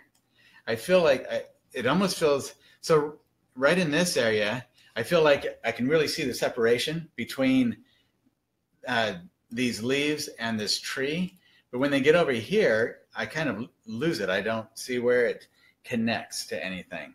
So I just added a little bit more structural light and dark in there to it so that it gives that feeling of belonging to something. Let's see. Added bright foliage, tie together right middle leaves. Broke up line of purple leaves. Added purple leaves to upper right. Upper right. Oh, up in here. I pulled some of these over into this area just so that because you have these branches coming from this tree right here. So I felt like they would have the same kind of leaves that you have on this side of the tree. So I added some to both sides and did a little bit, I think, to the tree trunk on this side. I just kind of softened some of that a little bit. Let's see what we did here. Okay, yeah, so just a little bit of softening to give it even more, especially down here, more of that feeling of distance, because there is a lot of light over here that's filtering down over this direction. And then just pulled, and I really could have taken some of the darks that you had here and put it into this area over here, Jane, but I didn't get that much in there. I just gave you the indication of maybe putting some of that lavender kind of leaf structure over there.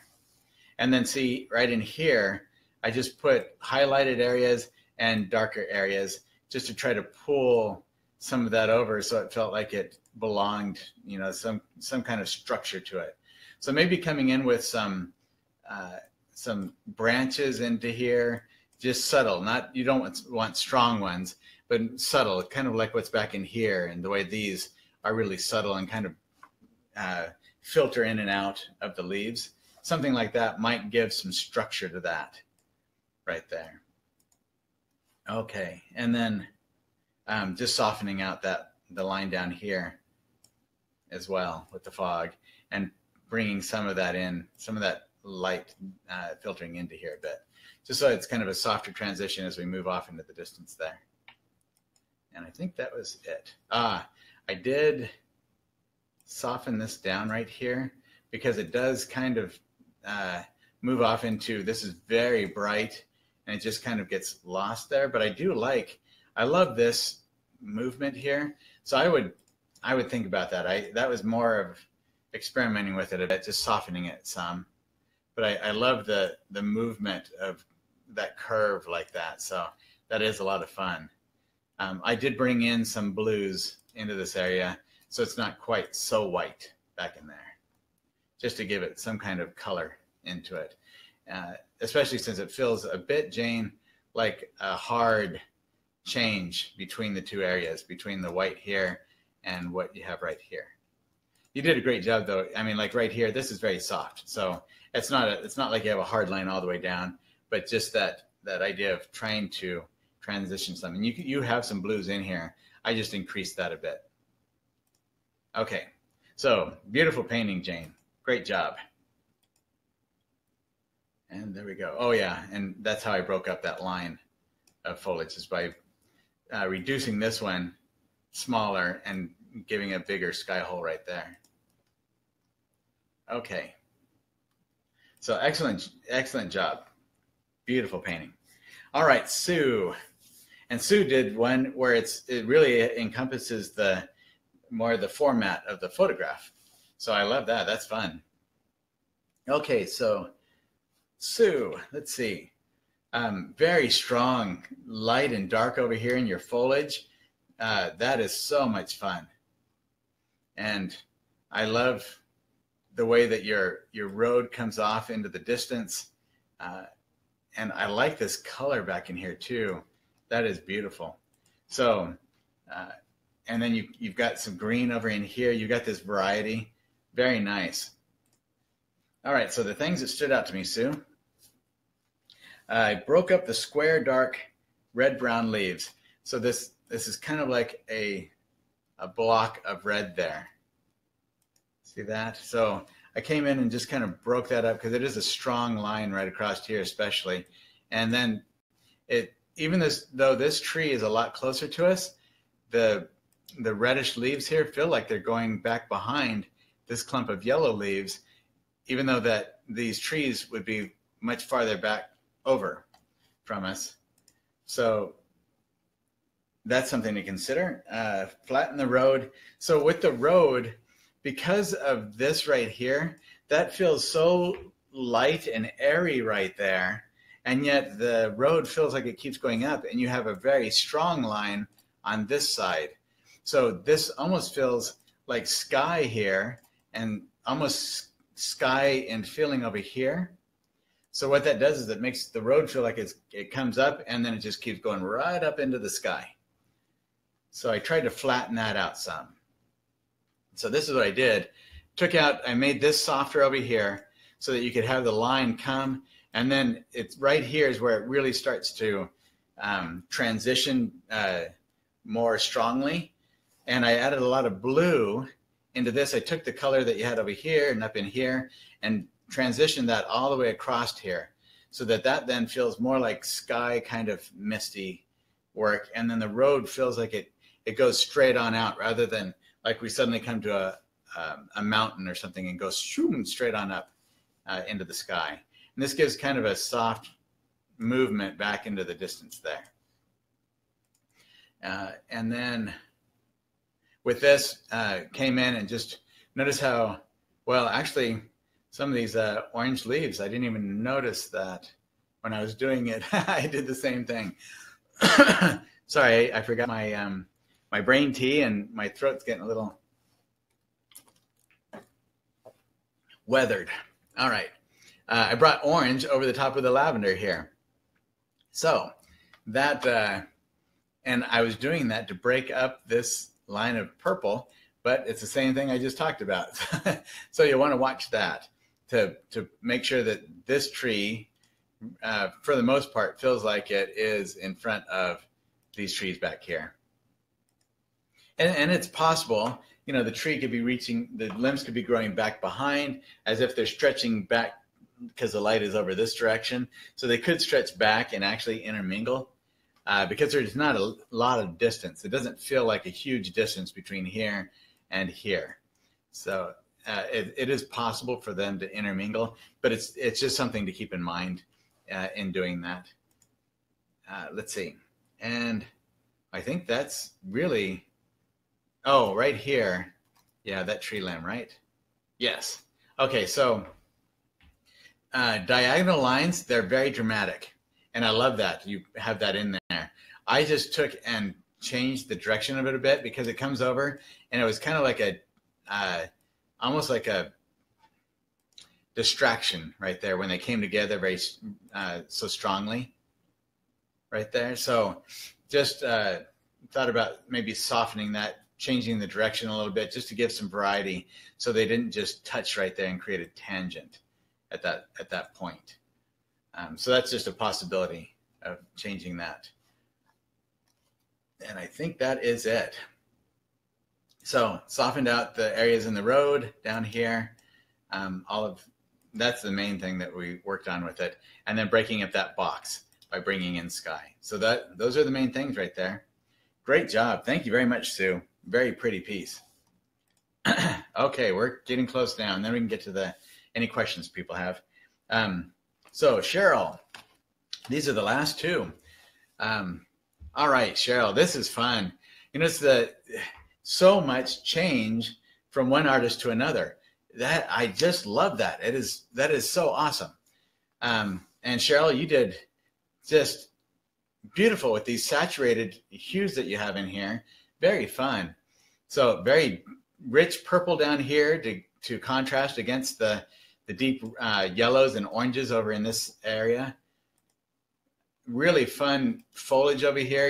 You took and made this entirely your own. You inverted things, so changed the photo. I like that. That's fun. So now, so the things that stood out to me. This right here, Cheryl, is so strong, it demands all the attention, and yet the way that you've created it, it almost looks like a branch that has died because you have beautiful, beautiful foliage on all of these trees in here, and then suddenly you've got this branch that seems like it's dead and this branch that seems like it's dead. And I know that can add drama to a piece, but when it's when it's the highest contrast area, because you got this really light area back here, and then this branch is so dark, it's the highest contrast, and yet it's a dead branch. I don't know that that's in a piece that is so pretty. I don't know that that's what you want the viewer to focus on, is that kind of that kind of a dead branch. Okay, so I reduced the size of it and then added some of the beautiful soft foliage to it on there. Same thing with the one up here. I kind of reduced some of that and added foliage around in it because look at this out here. You have so much that's beautiful that you can add to it throughout your painting. Other thing that stood out to me, Cheryl, was this right here is kind of a hard line right there. And there's really nothing necessarily wrong with that because you do have, it's not like a hard line where there isn't any break in there at all. But I thought that maybe pulling some of that out over and just changing that a little bit here and there would be helpful. And then this same right here, this branch looks like it's suddenly broken right there. And then there's this odd part right here. It's almost as if the branch goes and cuts over. See, it's like it goes like this and then cuts over and goes over here. So I separated those two and changed that up a little bit. And let's see, softened left diagonal tree, extended top of right trees. Oh yeah, and then right up in here, I can't actually see it. So the view that you have is a little bit different from the view that I have when I'm looking at this on my screen, because my whiteboard cuts off the painting for me right here. That's as high as I can see on the painting on each one of them. So I don't actually see the very top, but I know that there's more there. So the very top corner, if you look at it, is kind of void. Like there's nothing there. It's empty. So I just filled that in as we went up. All right, so let's go to what we changed here. So I reduced this down. So it's still there. It still gives you that break, is that interest that comes out, but softened it down some there, added some foliage up onto these, up in this area, and reduced some of that down a bit up there, Cheryl. With this tree branch, you notice I didn't make it a stark really strong one there, but I did bring it down and make it more of a cohesive tree trunk coming all the way down. Brought some of the green out into these areas here, not in a straight line like this, but in a breakup kind of line like that, just to give you, because it's a beautiful green color that you put in there, and it really helps to harmonize with some of the other greens that you have in there. So I just brought more of it out into some of this other area. Softened this line here with the road, just so it wasn't quite so strong. I love the feeling that you had when you come to it, and then it felt like it comes back and down and over. And I think I might have added a little bit too much right here, because it almost loses that feeling that you had of coming up to a hill, and then we don't see where it drops down the other side. So be cognizant of that, but maybe just a little bit of a softening there, Cheryl, to that road. And that's really it. Those are the changes that I made in there. So it's a beautiful painting, and I hope that helps. Okay, so next one. Great job, Cheryl. Thank you very much. And yep, that's it. Okay, and Joe Allen, this is our final painting. Okay, so great job, Cheryl. This I love the color in the road. You have such a variety with the darks in here and over here, and then this light coming on there, and yet it's just a fun. It feels like they belong together. So that works really well. And then I love the way that you've got this variety. You've got some really bright things that come out with the foliage, and this nice restful shadow area back in here that bright foliage sits on top of. Excellent job of that push and pull with contrast, light and dark, and the different hues. The way these are more toned down and not so saturated, and then your brights really come forward.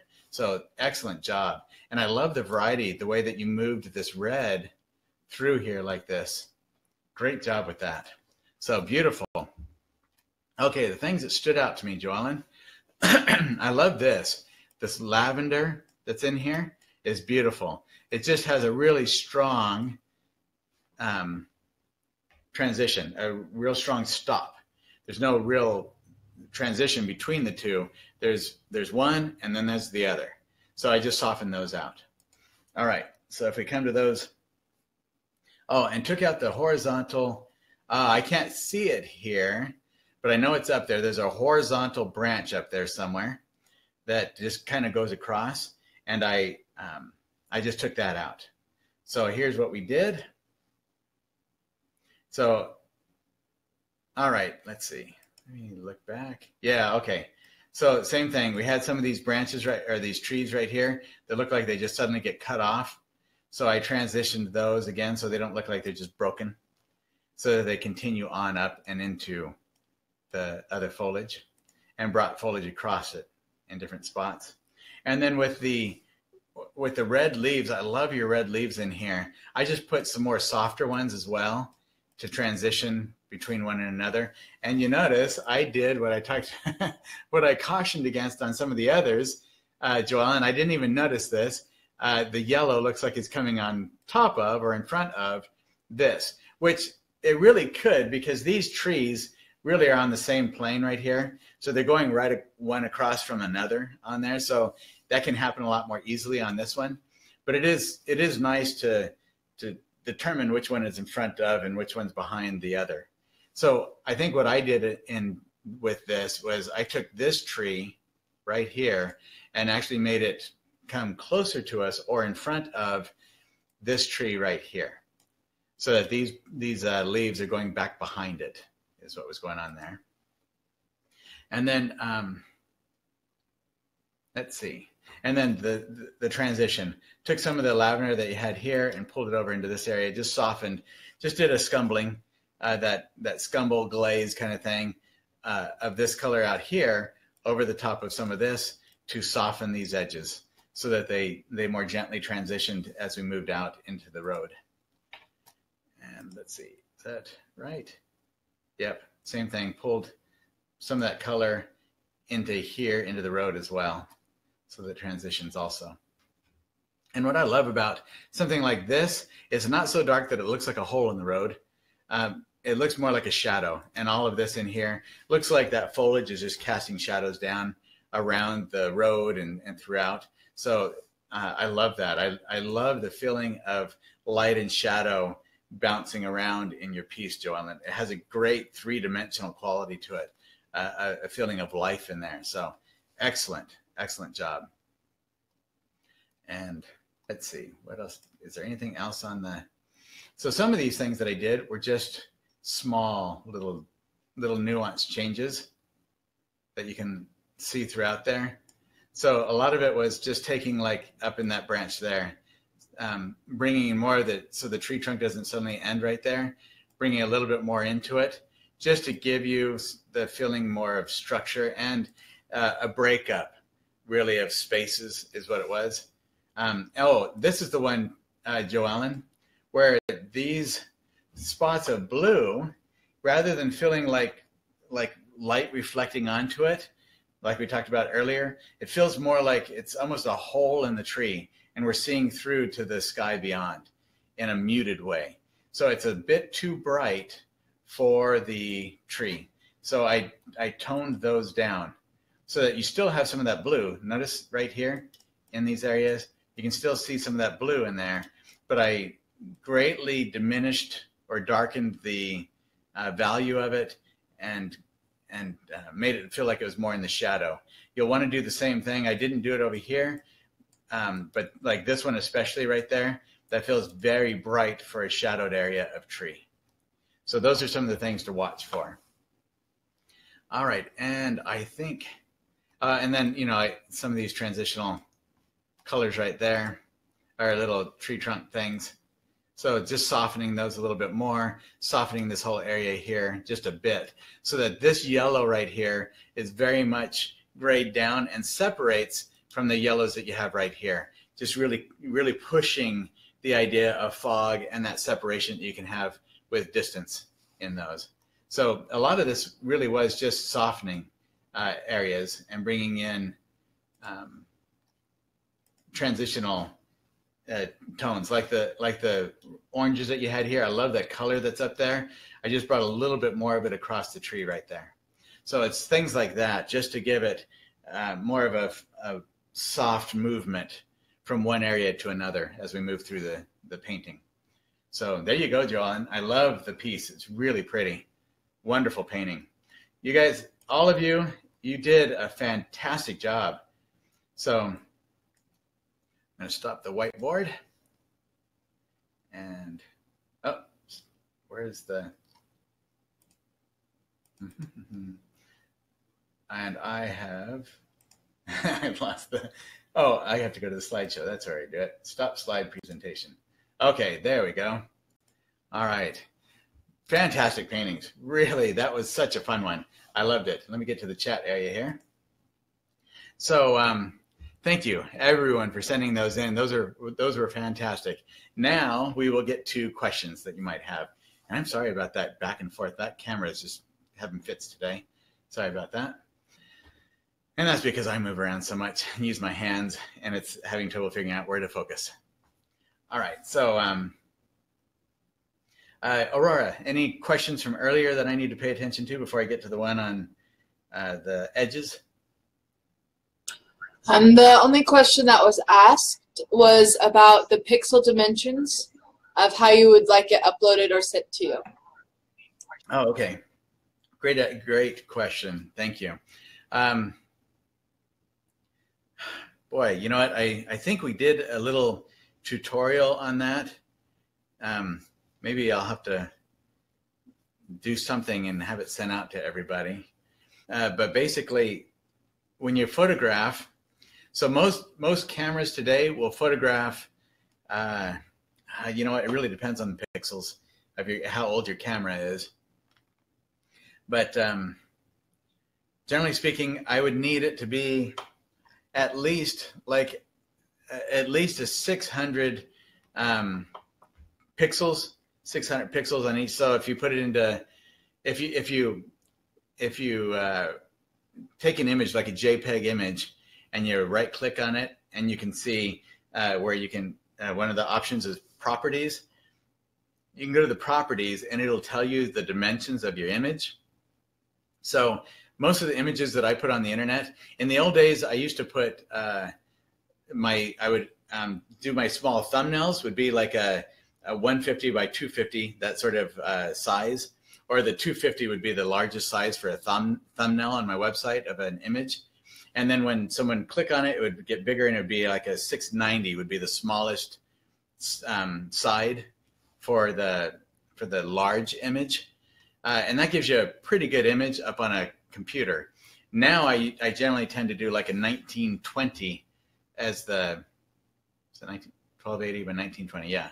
So a 1920 for the longest side. So if it's a horizontal, the bottom side and top side would be 1920, and the on a vertical, it'd be the other way. The vertical sides would be the 1920. So, or 1280, something like that, depending on someone's screen. So I'm generally trying to do them in terms of what screen sizes are today. But for purposes here, the bigger the image, the better it's going to come across for everyone to see it well. But especially when I go to put it into Photoshop, if it's like this big in Photoshop, it means it's probably, the image itself is probably like a 250 megapixels on each side or whatever. Not megapixels, sorry. That would be huge. 250 pixels is probably the largest size on it. So it's really small. So if you can get it up to at least 600 pixels or bigger, it'd be a lot better that way. That would be sufficient for this. Hopefully that answers your question. So, and if you can get it somewhere like around 800 or 900 pixels on the smallest sides, then that's really going to be helpful also. All right. So the other one on edges, when it comes to edge quality. Okay, so I've got my painting right here. I wish I could show you an image of this on there, but that gets complicated and it might end up freezing the stuff. Okay, so let's see. If you look at some of the, let's see, what can we look at? Okay, so like the sky holes in the background, I use a lot of times brush texture to break up edges. And so if you look at some of the petals on the flowers, I'll have one area where it's a hard edge. Then you come to a petal next to it, like a really bright petal where I want it to stand out. I'll have that be much more of a harder edge where it's strong. But then when you come to a petal next to it that is darker, I'll soften that out, partly by a different value transition, like it's like a not quite a dark well, anyway, if you can see in there, you'll see a difference in that. If I could point to it, it'd be easier. But this thing is wet all around, and I'd get paint everywhere. So some of it is with the brush texture, the way the bristles break up an edge. That's what I love about dry brush strokes. That can do it. Other parts are color transitions. There are different ways to break up edges. So what I'll try to do, since that I was having trouble figuring out how to point out anything when I can't really point to anything. So one way is, like on some of these petals, if you noticed, I will take something like this, like a little brush. Oh, here, this one shows it off really well. So a brush like this, where the tips up here are kind of broken apart a little bit. They're not, I don't have them really strongly together. And it's almost like you could see this little breakup of the bristles. Well, I can take something like that and put it on the edge of, so let me see if I can lift this up so you can see it at all. So if I took that and I put it on the edge of like a petal right here, and there's wet paint there, if I just gently grab the edge of that and pull it out just a bit, I can, or even taking just the edge of the brush like this instead, rather than flat edge like that, I take the edge like that and just use just a corner of it right here. I can sometimes take that and grab like a little tiny bit of paint and just pull it, or take some of the dark out here that's still wet and push it gently, just a little hair, just a tiny bit into the light paint, and break up the edge that way. So I can either pull some of the background color into the light edge right there and break it up, or I can take some of that light color and pull it into the dark color over the top of it with just like little, maybe a couple of hair bristles on the brush, that sort of thing. Or I'm just taking a few little areas and pulling it across. That helps to break up an edge, because it's no longer this hard line, like a geometric, what you'd see on a rectangle or something, you know. So like here's a really hard edge, right? But if I took, so you see how this is all white? If let's say my shirt was wet paint, and I just kind of grabbed some of that and I just barely pulled it across that, I could break up this hard edge, this hard white edge, just by pulling some of this color into it, and also by gently pulling a little bit of this white across the dark of my shirt. It's kind of like light bouncing off of this image right here. Well, we get that all the time out in nature, where light will hit on a tree branch, and light bouncing off of it creates this little George Hallmark. George Hallmark? George? Oh man, I can't believe I just drew a blank on that. I think that's his name. Beautiful. He does really beautiful Southwestern paintings, especially adobe buildings and other things. He does that a lot. Look up Hallmark, and you'll see that in his paintings, where he takes the edges of buildings and he's trying to get that heat wave coming off of it, and he'll just drag the light color up and off of it to create this feeling of light bouncing up and off of there. Well, that's how he's breaking up those edges, so that they're not hard edged. Because a hard edge usually, especially out in nature, they rarely exist. There are very few truly hard edges. Not like you just aren't going to see that hardly ever like you would on something like that. It just doesn't happen. Maybe sometimes on rocks, but even rocks, if you look at a rock closely, the closer you get to a rock, you'll notice that there are these little chips and fractures and other parts to that rock where that line is broken up. So in nature, there really aren't that many hard edges. And oftentimes, so like with a sky hole, when you see the sky coming through a group of a bunch of leaves or something in a tree, there's actually some modifying values that are going on there, where it's like this, you'll go from the dark of the tree foliage that's in shadow to the light of the sky hole. Well, there's like a transitional middle value that goes around in there because of the way the light is bouncing and refracting and all that. It actually creates these middle values within it that we don't see them unless we really look closely at it. That's why we're supposed to be outside observing all the time, because that's when we start to pick up some of those nuances. And it's that creates that softening of those edges. So another reason why sometimes edges are softened or broken up in nature is, let's say you take two tree branches, and I do talk about this in a lot of my videos, but it's throughout the videos that I talk about these things as they come up. So you'll notice that as you go through some of the videos, you'll see me talk about this. But there are, let's say you have two tree trunks, or let's say you have a dozen tree trunks, and they're all crossing over each other and intersecting and all of that. Well, where one tree trunk, let's say this tree trunk is over here, and then you've got another tree trunk, it's farther out here, okay? So one's way up here close to you, and so here we go. One's over here, but when we see them out in nature, they look like they're right almost next to each other. Well, if those tree trunks that are away from each other, but they're almost the same, like the values are really close to the same and all that, well, where those kind of intersect, because the values are so similar to one another, that will actually break up some of those edges. There will be slight changes in the values or the color temperature between those two, but sometimes they're so slight that it really creates this softening of an edge where you can't tell where one tree starts and another one stops, kind of thing. That's where you want to think about breaking up edges.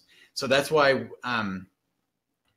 if we really want our work to look natural, we'll pay very close attention to the kind of edges that we have in our foliage, in our trees, in our limbs, and all the things that are happening within the landscape that we're working on. Edges they're one of the keys to making it feel more natural. They're a really big part of the naturalness in an image. Okay. You were asked the question about is there anything specific that you can make your paintings look more professional? That's fun. Okay, so okay, one of the big ones is what we just talked about, actually, edges. So if you look at the difference between like an amateur painting and a professional painting, one of the big gulfs between them will be edges. So like what can I say here? Oh, you know what? Let me see. I'll get something that's dry. So this is just a print. It's a Clay or whatever, but and I wish I could bring up something on and put it on here, but I used to be able to do that. I can't do that right now with the technology the way it is. So let's say like just this stuff back in here, the way that it comes over, and then you have these this bush right here, and this is all back behind it. Well, with an amateur, they might have like, see the difference between where this green comes up into this brown in here? And you can't see it real well, but an amateur would maybe have a harder edge right here, the transition between the two areas. And then right here, they might take some of these leaves and other things that are right here between that and where it comes into this. That might be very hard edged, like what we showed right here. It'd be an edge like this, rather than, if you notice this this collar right here, you can see that there's a collar on my shirt, but where it comes down right here, it's not wow, that's a really hard, strong line right there. But if you come to this one, it's stronger, right there, a stronger edge. Well, that's because this one right here is more in shadow, and the difference between here and here is less, right? It's that an amateur would have a tendency to see light right here, and rather than squinting down and seeing that light is really minimal, they would almost paint this light the same as they would paint this light. And so then it doesn't look natural, because this then becomes too hard edged. It becomes it comes out too strongly. And so it's those transitions, those little subtle, soft transitions and breakup of edges that can really make the difference between something feeling natural and professional and something feeling more amateur. Some of the things that we pointed out, where we have like a tree that suddenly feels cut off, rather than feeling as if the foliage has come over the top of it, those can make a big difference in the feeling of naturalism. So when I'm going through my stuff, if I suddenly get something that it feels like, especially, so I'm thinking in terms of shapes. So like that tree trunk that suddenly feels cut off, that becomes a shape. And does that shape feel like a natural shape that I would see if I were out on location in that scene, or does it feel unnatural? If it feels like it suddenly got broken off right there, do I want it to feel like it was broken off? Was that intentional? Or is it just that I didn't do a good job with my edges and my transitions? So those are the things that we really have to think through as we move them along. And everybody struggles with it, professional and amateur alike, but amateurs do it a whole lot more. Does that make sense? So it's not that everything has to look realistic. As we saw with like Rick's piece, They can be stylized, they can be whimsical, there are so many different directions we can go with it. It doesn't have to look real, but it has to look intentional and it has to look natural. And then another thing that separates amateur and professional. So someone like Kwang Ho, he has a lot of variety in his artwork because he's constantly experimenting and pushing what he's done before. He wants to constantly expand his range as an artist. But I can go through the internet and see paintings and say, oh, that's Kwang Ho. Oh yeah, that's Kwang Ho. Even though they're painted very differently, one might be much more realistic, one much looser, and almost like you can't even see what's going, you don't even know. It's so loose, it's very expressionistic. He might have two very different styles that way, but the way that he paints, I can still see that this is Kwang Ho. Both of these are Kwang Ho. With someone like Richard Schmid, you can tell, even when whether he's doing figures or landscapes or cityscapes, it doesn't matter. Oh, that's Richard Schmid, because there's a consistency in the quality for one, and the approach to his work. So oftentimes that is very helpful if somebody wants to be a professional artist. The gallery likes that kind of consistency. It's all right to experiment and to try some different things, but if we're all over the board, like, well, today I did something that's like an animal portrait. Yesterday I did a landscape. The day after that I did a painting of a bucket. This time I did a completely abstract piece. If there's no real consistency in our approach to painting or subject matter or whatever, then that's going to be tough for a gallery, because what a gallery is trying to do is find clientele that resonates with this particular type of art that you're doing. But if you're all over the place and nobody can even tell, it's so different from one day to the next, that makes it really difficult for them to do that, to work with that. So for an artist who wants to do that, there's nothing wrong with that, but don't expect to get into a gallery and sell work that way. It's going to be much more difficult to do that. And some people will say, well, then you get, then people are just painting for a market or whatever. No, that's not what it's about. So like with, for me, this piece of white that I did of these white roses, I've done white roses before, but nothing like this one. So I'm constantly trying to move myself to get better and better while still having a lot of consistency in the overall approach. And sometimes I will push it. And then a gallery, sometimes they'll say, no, we don't want that. So if I do push it in a way that is very different from what I've done before, I just have to understand that the gallery might not want that because it might not fit their clientele. And that's part of being a professional artist, is knowing those limitations and not having a problem with it. And then let's see, what are some of there are a lot of things, but I would say these would be my, the top that I would look at. Drawing is number one. If you don't know how to draw well, it's probably going to show up no matter what kind of work you do. Even whimsical work, often you still have to know how to draw well. It helps if you know how to draw well. So in art school, that's the first thing they start with, is teaching an artist how to draw. It's just the foundation for all of it.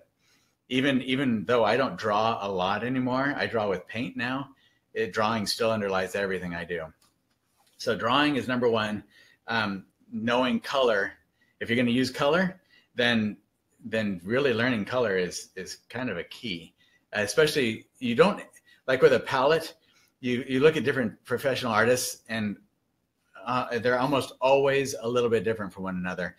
Some artists like John Potoshnik, he uses like 4 colors. Several artists do. Kevin McPherson, I think he only uses a few colors as well. A very limited palette. Richard Schmid has like 19 or 21 colors on his palette. I'm the same way. I have, I think, 19, something like that on my palette. I like a lot of colors. I like a warm and a cool color temperature. Relatively speaking, the warmer and the cooler color temperature of each of the pigments of the different hues. So like a warm and cool of blue, warm and cool of red, warm and cool of yellow. And then I like some of the earth colors as well, because they're very convenient for me to gray down or tone down, just knock down the saturation of a hue. So I like a lot of colors because it's convenient, and I like the range that I can get with them, because I do play a lot with color. I love color. But for other artists, they love a limited palette. And for a lot of beginners, that's a helpful thing to start with a limited palette where you're really working with like an ultramarine blue, an alizarin crimson, or a quinacridone red, and a yellow, like a cad yellow lemon or a cad yellow light, something like that. And you can get a huge range of colors, most of them with just those three, and white, and maybe a black or something like that. I don't use black, but a lot of artists love to use black because you can turn blacks into a lot of different blues. So color, knowing color really well, values is so important. Just like what we were showing in these paintings, if you can really push the value range, so keeping within a limited range of values in a particular painting is hugely helpful. But to know how to really push values so that we have a separation of elements within a painting, that's a big one. And a lot of amateurs will tend to flatten out their images because they're afraid of contrast. They're afraid to push light and dark, and they tend to get everything in the middle. And the middle gets, for me, it can get kind of boring when everything's the same. It's just boring. So really, I mean, that's what I did with these white roses. The reason why they are dramatic and what I love about it is that contrast. It's light and dark. I have never been afraid since my early days and watching my professors. I've gone for it. I just push contrast. And that's part of what I love about painting, is that contrast. So, but learning how to use values so that we know how to separate one element from another is very important, and how to judge value when we're out on location or painting from life, how to squint down so that we see the brightest light and the darkest dark. And we also see how, because sometimes when we have those values in landscape, especially where things are really close to one another, but when we look at it with our eyes full open, the color, sometimes a particular color will look bright just by the nature of the hue. It will look bright, but in reality, the value might be dark. It might be much darker than what we think of when we first see it. So squinting down gets rid of that color, so that does not influence our understanding of the value that we're looking at. And so when we squint down, we can actually see then, oh, that's what the actual value is. Even if the color might look bright, it isn't. So that way we don't overcompensate for a particular value. So values are really important, edges, and then a good design. And good design is just getting a feel for it. If something, I mean, when we look at it, are we engaged? Are we excited about it? Is it fun for us? That's kind of, if it is, then it's probably going to be fun for the viewer as well. So those are some of the things. Hopefully that helps a bit. Anything else, Roy? Randall had asked a question about colors. Are most deep, warm landscape greens made from mixing blues and yellows? And Sue had answered saying that you can get a dark olive color or a cobalt blue and yellow deep or ochre. But what's your opinion on how to get the greens made from mixing blues and yellows? Okay. Get a dark olive color. We're hearing there's a delay between when I talk and when you hear me. And so on Aurora's, that's what we were hearing, the echo of that delay in there. Sorry about that. Okay, so when I'm out on locations, when I see a bunch of greens, then I'm also seeing reds. So early on when I was at art school, one of my professors, Leon Parson, he went to Art Center in Pasadena. He graduated top of his class. He went all 4 years. A lot of people who go to Art Center, they don't. They might go a year or two, and then they get a job as a professional illustrator or designer or whatever. And so they don't actually graduate. But he went the 4 years, graduated, and was the top in his class. He was just so good. But he took a class while he was there from a woman who has since passed away, who was just phenomenal with color. And what she told him back then, and what I have found to be true, when I look, this is what I see as well. And it has worked for me beautifully, is she told them that when you see a green tree, you will know that its complement is there. Whatever color you see, the complement is also there. So if you're seeing a green tree, that means there's red there. And so the way that I incorporate that into painting is not just to do this bright green and a bright red. That's not what she was talking about. It's that there are the subtleties of color that are there that our brain sees and recognizes and subconsciously, but that we don't necessarily notice at first glance. So if, let's say, when I'm doing, even in this rose painting here, how can I grab that? I lost one of my towels. Oh, there it is. Found it on the other side. Okay, so in this, there's a lot of greens in here. But when I do that, I will go and take like this big giant leaf over on the side of the big white rose. If you notice the edge of, and the middle part that, I don't even remember what that's called. It's the part that connects the two sides of a leaf. You'll notice there's a little bit of red on the edges and on that thing there in the very middle of it. It's hard to see in there because sometimes I do it very subtly, but I just put, and see the paint that gets on there.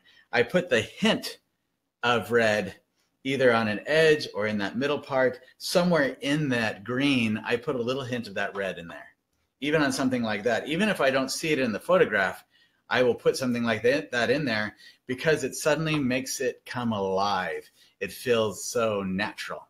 So the same thing with greens. When I see a big wall of green trees, and I'm thinking, wow, that's a lot of green. Well, I can do that line of green trees. Sorry, that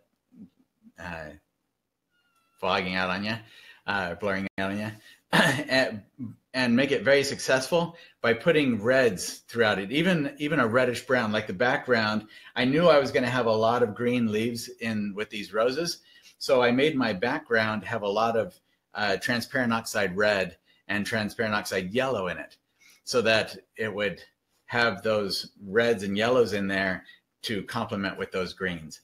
And that reddish brown is enough red to work with the greens so that the green doesn't become overwhelming. So when I'm mixing up greens, oftentimes a lot of the greens that I mix, I will actually take cad red and mix it in with an ultramarine blue or with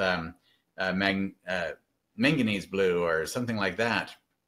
Or even if I use a green, like a sap green, because I love having sap green on my palette. I've gone off and on with it, but it's a very convenient color for me. It's not a necessity color, but it is very convenient. So with that sap green, if I take it over, and I can take and make a wonderful green by taking some cad red, either cad red light or cad red medium or alizarin crimson, and mixing that into the green. And so for my greens, like on that big leaf that I was talking about, even when I'm looking right here, not the shadow side, but the other side of that leaf, there is an orangish red quality to the green that's in that. It's not all the way through, and that's what I mean by this when we talk about variety. So let's see, can you see that? Down near, as you get closer to the petal of the flower, where on that big leaf, on the side of the leaf that's in light, you'll notice that there's some orangish red to that. See that? Well, next to the other part that's more brightly greenish, what we would normally identify as a green color, having that right by it, but it's done with a broken brush stroke, so that that has some red in it. And what that does is it helps to modify that really bright green that's right next to it, or the not really bright green, but the brighter green that's right next to it. It modifies it, it tones it. It helps to create a harmony of the red and green so that the green doesn't become overwhelming, and it doesn't look, hopefully it doesn't look garish. That's what the complements can do. Same thing with yellows. When we have like this scene that we just did, where there's a lot of yellow flower leaves everywhere. It's that fall, those fall colors. When I do a fall scene, like the aspen trees back here, I like to put lavenders and blues in the backgrounds oftentimes, or somewhere near the yellows of the leaves, so that those will become, it makes them richer, and it gives it a vibration that feels much more engaging and much more natural. So when it comes to making greens, I'm using my whole gamut of colors to make those greens. I don't just use yellows and blues. I will use reds and blues and reds and the greens, and do all kinds of different color combinations depending on the type of green that I want. And if there's a lot of green, I'm going to want to have a great variety of greens. So I'm going to be not so that it looks busy, or I want them to feel cohesive, but we can make subtle variations with that so that we give the painting variety without becoming, obnoxious with it, I guess. And that's all practice and playing with it and experimenting and seeing what works and what doesn't. Lori had two questions. One was it George Hallmark that you referred to for edges? As well as the question, does one stick to a specific subject matter and paints it a bit more experientially before sticking with the subject, but sticks with the subject? Where's that one? Let me read. I'm not quite sure I caught what that meant. Yes, it is George Hallmark. Wonderful work. In fact, let me tell you, February. So I went down in January, and Danny and I, my daughter, we went down to the Booth Museum in Cartersville, Georgia. I don't remember the town, but just look up the Booth Western Art Museum. And we went down and saw the show that Kwang Ho and Scott Christensen had. Amazing show, really, really good. Well, they're T. Allen, A-L-L-E-N, T. Allen Lawson is doing a show this month in February, this coming month in February. The reception is, I think, on the 7th and 8th of February. I plan on going down for that, hopefully, unless something happens. But I'm hoping to go down for that for the Thursday night and Friday morning. So if anyone is in Georgia, I'll be there at the Booth Museum there for those 2 days, because I really love T. Allen Lawson's work, and I've never seen a big show of his. I saw some at the Prix de West, but I do have a couple of his books. Or actually, they're the show catalogs that I have. So I'm looking forward to seeing a show with a lot of his work there. And he's going to be there going around talking about his work on that Thursday night. So a great opportunity there to hear an artist like that talk about his work. And what on earth was I doing? What was the question again? I marked Lori's question in the message. Okay, let me see. Oh, here we go. Great. Thank you, Aurora. So does one stick to a specific subject matter? And that's if, and then paint it a bit more experientially, but stick with the subject. Oh, I see. I see what you're saying. Experimenting. So not necessarily, Laurie. So Rich, there are some artists who can have a very successful professional career and do a wide gamut of subjects. But generally speaking, there is some kind of consistency in the way that they approach the painting, or they are just they have just built up such a phenomenal reputation that they can do about anything and get away with it. So for the most part, if you think about like David LaFell, he'll do portraits and he'll do landscapes and he'll do still life. Richard Schmid, same thing. He'll do figures, he'll do portraits, he'll do still life, he'll do landscape, he'll do flowers, and he can do all of those different subjects.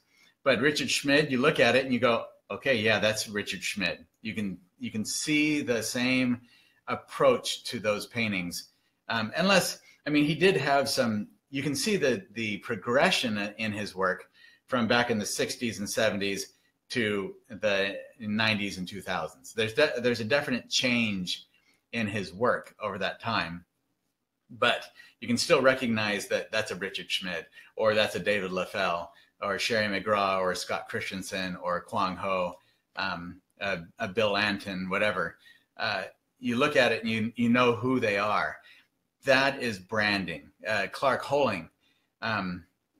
So there is actually the Clark Holing Foundation or Fund, Clark Holing Fund. It's an excellent thing.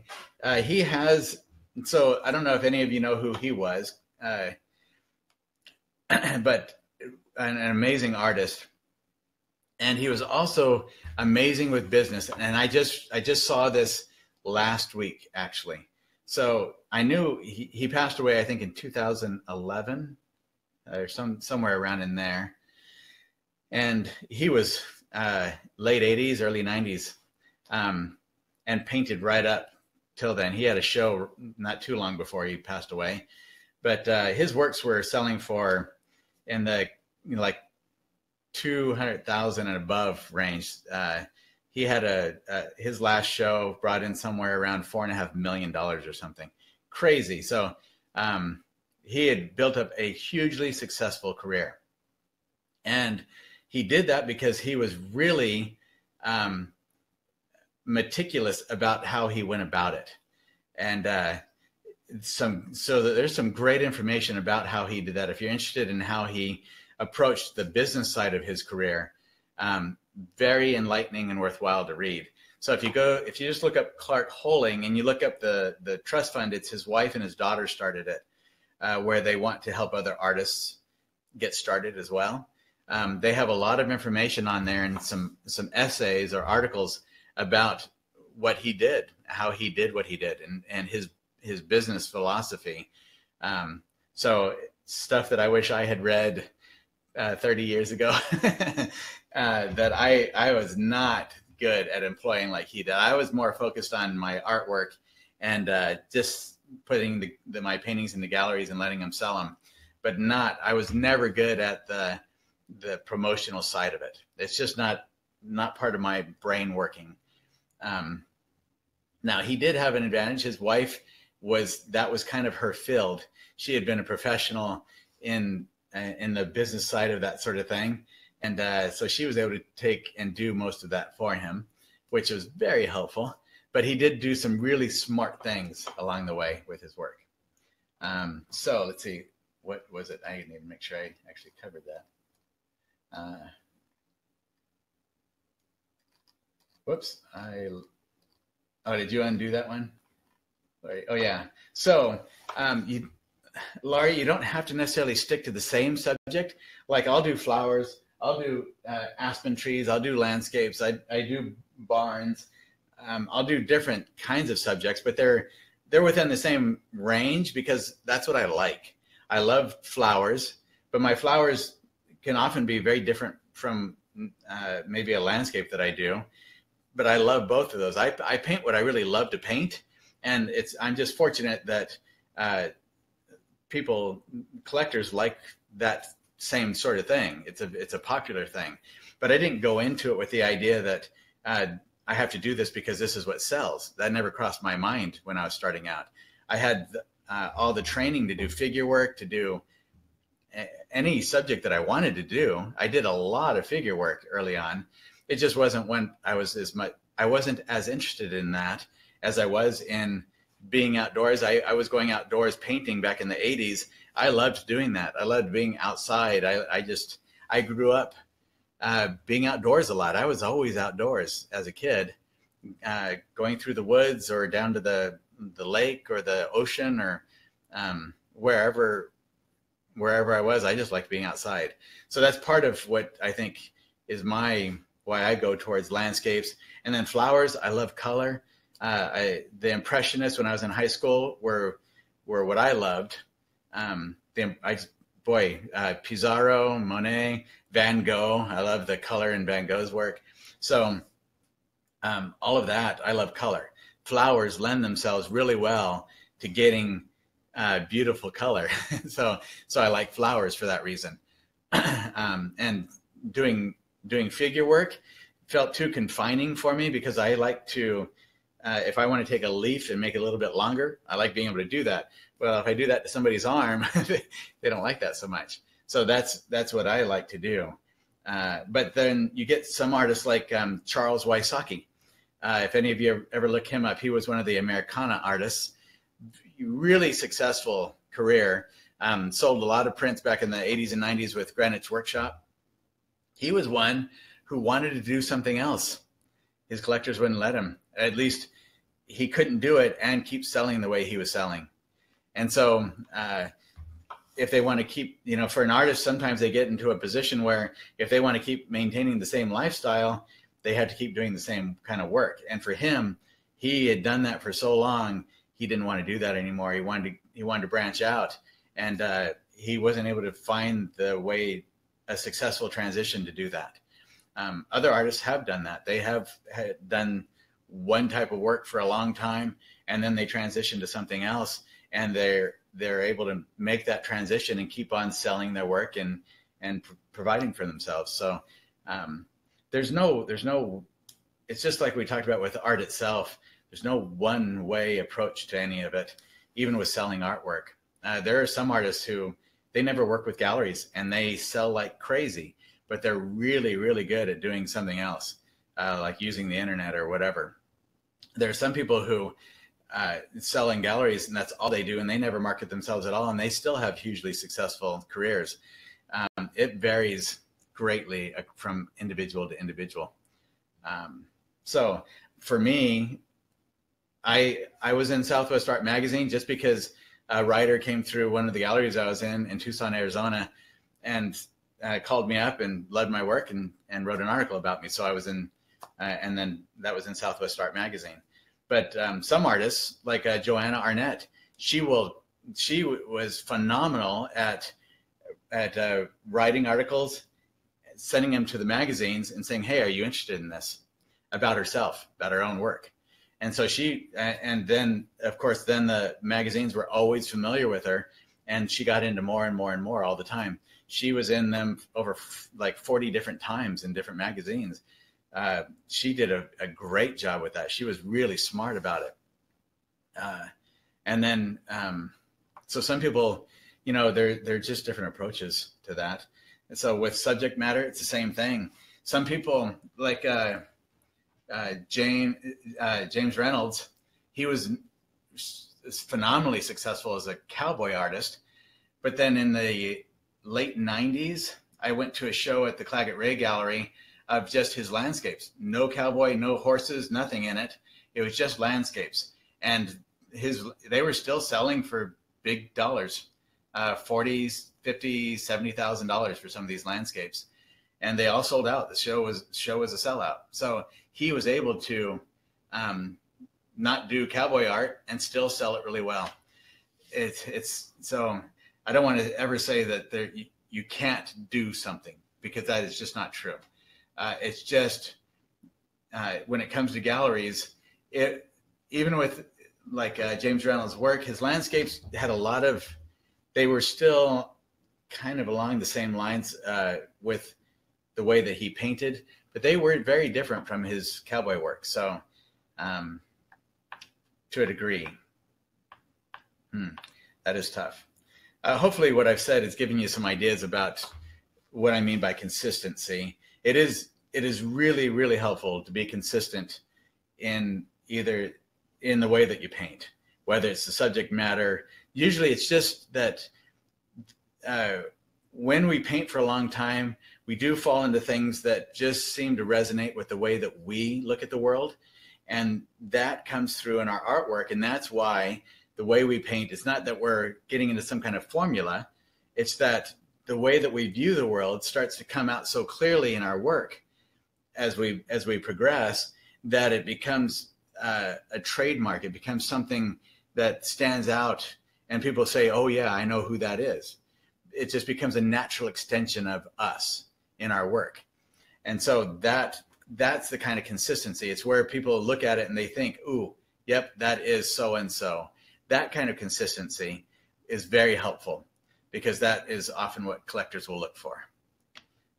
Or it's what galleries can use to brand a particular artist, and collectors will resonate with that, especially when they're actually collectors and they're seeing that there's longevity in what you're doing, and they'll buy more than just one piece. That's what we're talking about there. Otherwise, some people, tourist areas, they'll just paint what is local, and they might do all kinds of different ways with it, but they're just selling to local tourists who are coming in trying to get a memory of having been there, that sort of thing.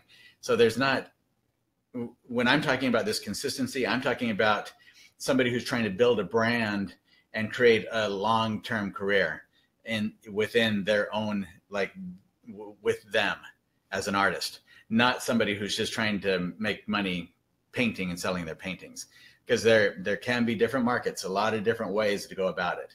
So there isn't, that's just, I'm talking about the traditional branding of an artist, not the, being in your own niche somewhere and doing what you want kind of thing.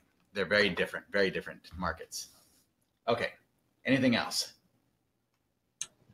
William wanted to know what greens you use on your palette.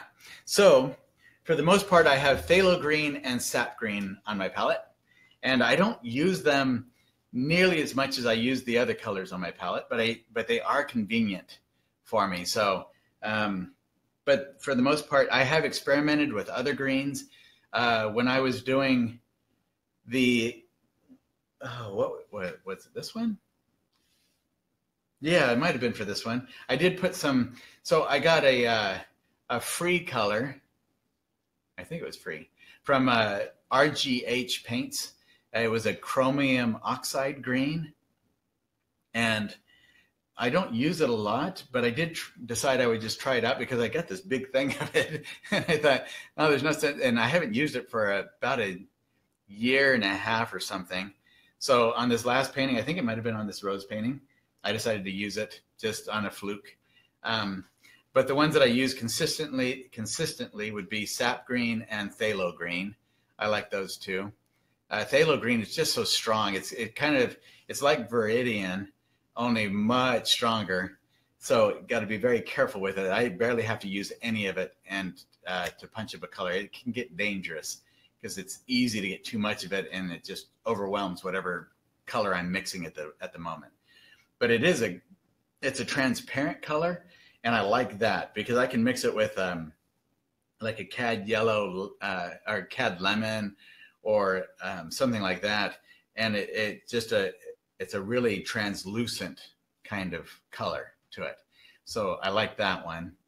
And the sap green, it's a really convenient green to warm something up, but there is a big variety of look between brands: Gamblin, Utrecht, Rembrandt, Winsor Newton. Each one, their sap green is a little bit different in, it looks like, value and hue than another. So sap green is not one of those where it's the same across the board from brand to brand to brand. And that's the way it is with most colors. But with sap green, it seems to be, it can be a huge difference in them. Like one looks really dark in value, another one looks really bright. And I just think, oh, what on earth? It's really odd. But it is, I've used it for so many years that it's one of those comfort colors for me.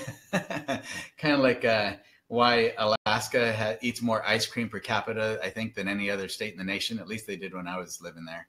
Ice cream's a comfort food for those long, lonely winter nights or winter days. Actually, the whole day is night there in the wintertime. Well, sap green's kind of like that for me. It's I think probably just a comfort color. It's so convenient and I reach for it. But it's probably it's not a necessity kind of color. So there you go. The last question was on the last name of Clark, if you could spell it. Yep. Actually, I'll show you his book.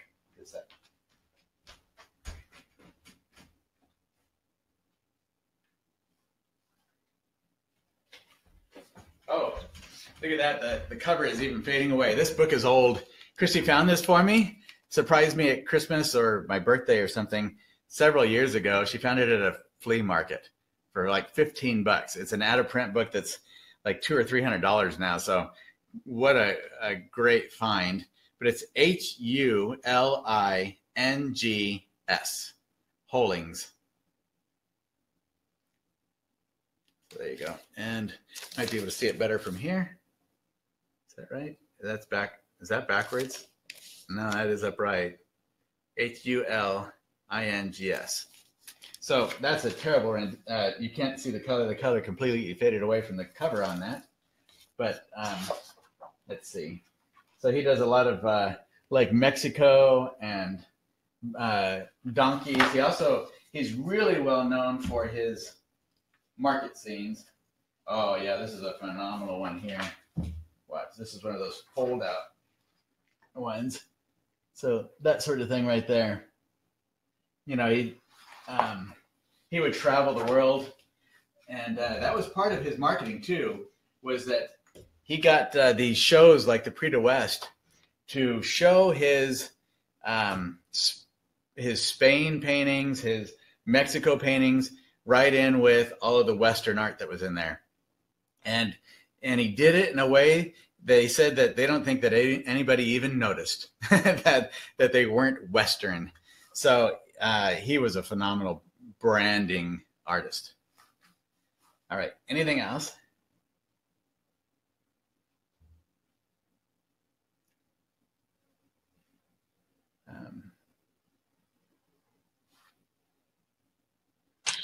And that's all the questions we received. All right. Well, that's excellent. Well, thank you very much, everyone. Phenomenal paintings. I loved them. Thank you for... What was that? I just saw something float down on the screen. That was weird. So, phenomenal paintings. Beautiful. And I think that's it. Oh, so this... I am teaching a couple of workshops, and I'm going to be at the Plein Air convention in San Francisco. So if anyone's out there, please let me know so I can meet you and say hi to you while out in San Francisco. That is in April, the 24th. So the Plein Air convention is the 24th through the 28th of April. And now I'm not there I don't know if they have anything on Sunday. So like last year in Santa Fe, I took the Kevin McPherson workshop, but I didn't go on Sunday because I don't do any work on Sundays. And so these workshops that I'm going to be teaching, one of them was supposed to be in Tubic, Arizona, at the Tubic Art School, a really, really nice school there. They asked me to do a workshop there, and I kind of blew it. Because I had two of them that approached me at the same time, and I got things confused. Where there's one in South Carolina that I'm going to be teaching April 8th through the 11th, and I don't do very many workshops because I just don't have time.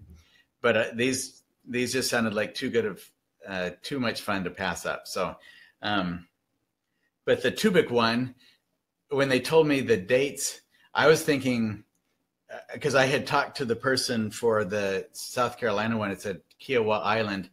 I had talked to her about how I don't do anything on Sundays because they were getting together on Sunday to paint together, and I was invited to do that with them before the webinar or the workshop started on Monday. And so I said, well, I would love to do that, but I don't I don't do anything business-wise on Sunday. I don't paint. I don't look at emails or anything because that's my Sabbath. And I was thinking I had said the same thing to the other, but I guess I didn't, because the workshop, I just realized a couple of weeks ago that it was scheduled for Friday, Saturday, Sunday. So, trying to get that figured out. So I don't know exactly what's going to happen with that at the moment. But right now we're thinking it's going to be changed either to a Thursday, Friday, Saturday, or reducing it to a 2-day. So it'd just be Friday and Saturday. But that for anyone who lives near that area, I will probably be there in Tubic in March 1st, 2nd, and 3rd. No, it won't be the 1st, 2nd, 3rd anymore. Whatever dates those will be, either Thursday, Friday, Saturday, or a Friday, Saturday. So those are some of the activities I'll be at that I know about right now. And don't forget the Booth Western Art Museum as well. Okay, so thank you very much, everyone. And I guess I'll let you guys all get back to painting and enjoying the rest of your Saturday. So thank you for all the good questions and the feedback as we went along. Excellent questions in there. And again, thank you for your paintings. Very beautiful. You are doing a fantastic job with them. Never get discouraged with it. I mean, we all get discouraged occasionally because painting is just tough. It's just plain out. It is hard. And it can be so frustrating when something just isn't working and we don't know quite why or what to do about it. But that's also part of the joy of being an artist. It's part of the joy of painting. So never let it discourage you so much that you give up on it, because you will find a solution. You'll find a way through it or over it or whatever. But it will work. Just keep at it and keep finding joy in it. That's what it's really all about. And that will shine through in our work. All right. You all have fun, and I'll let you go. Happy painting, everybody.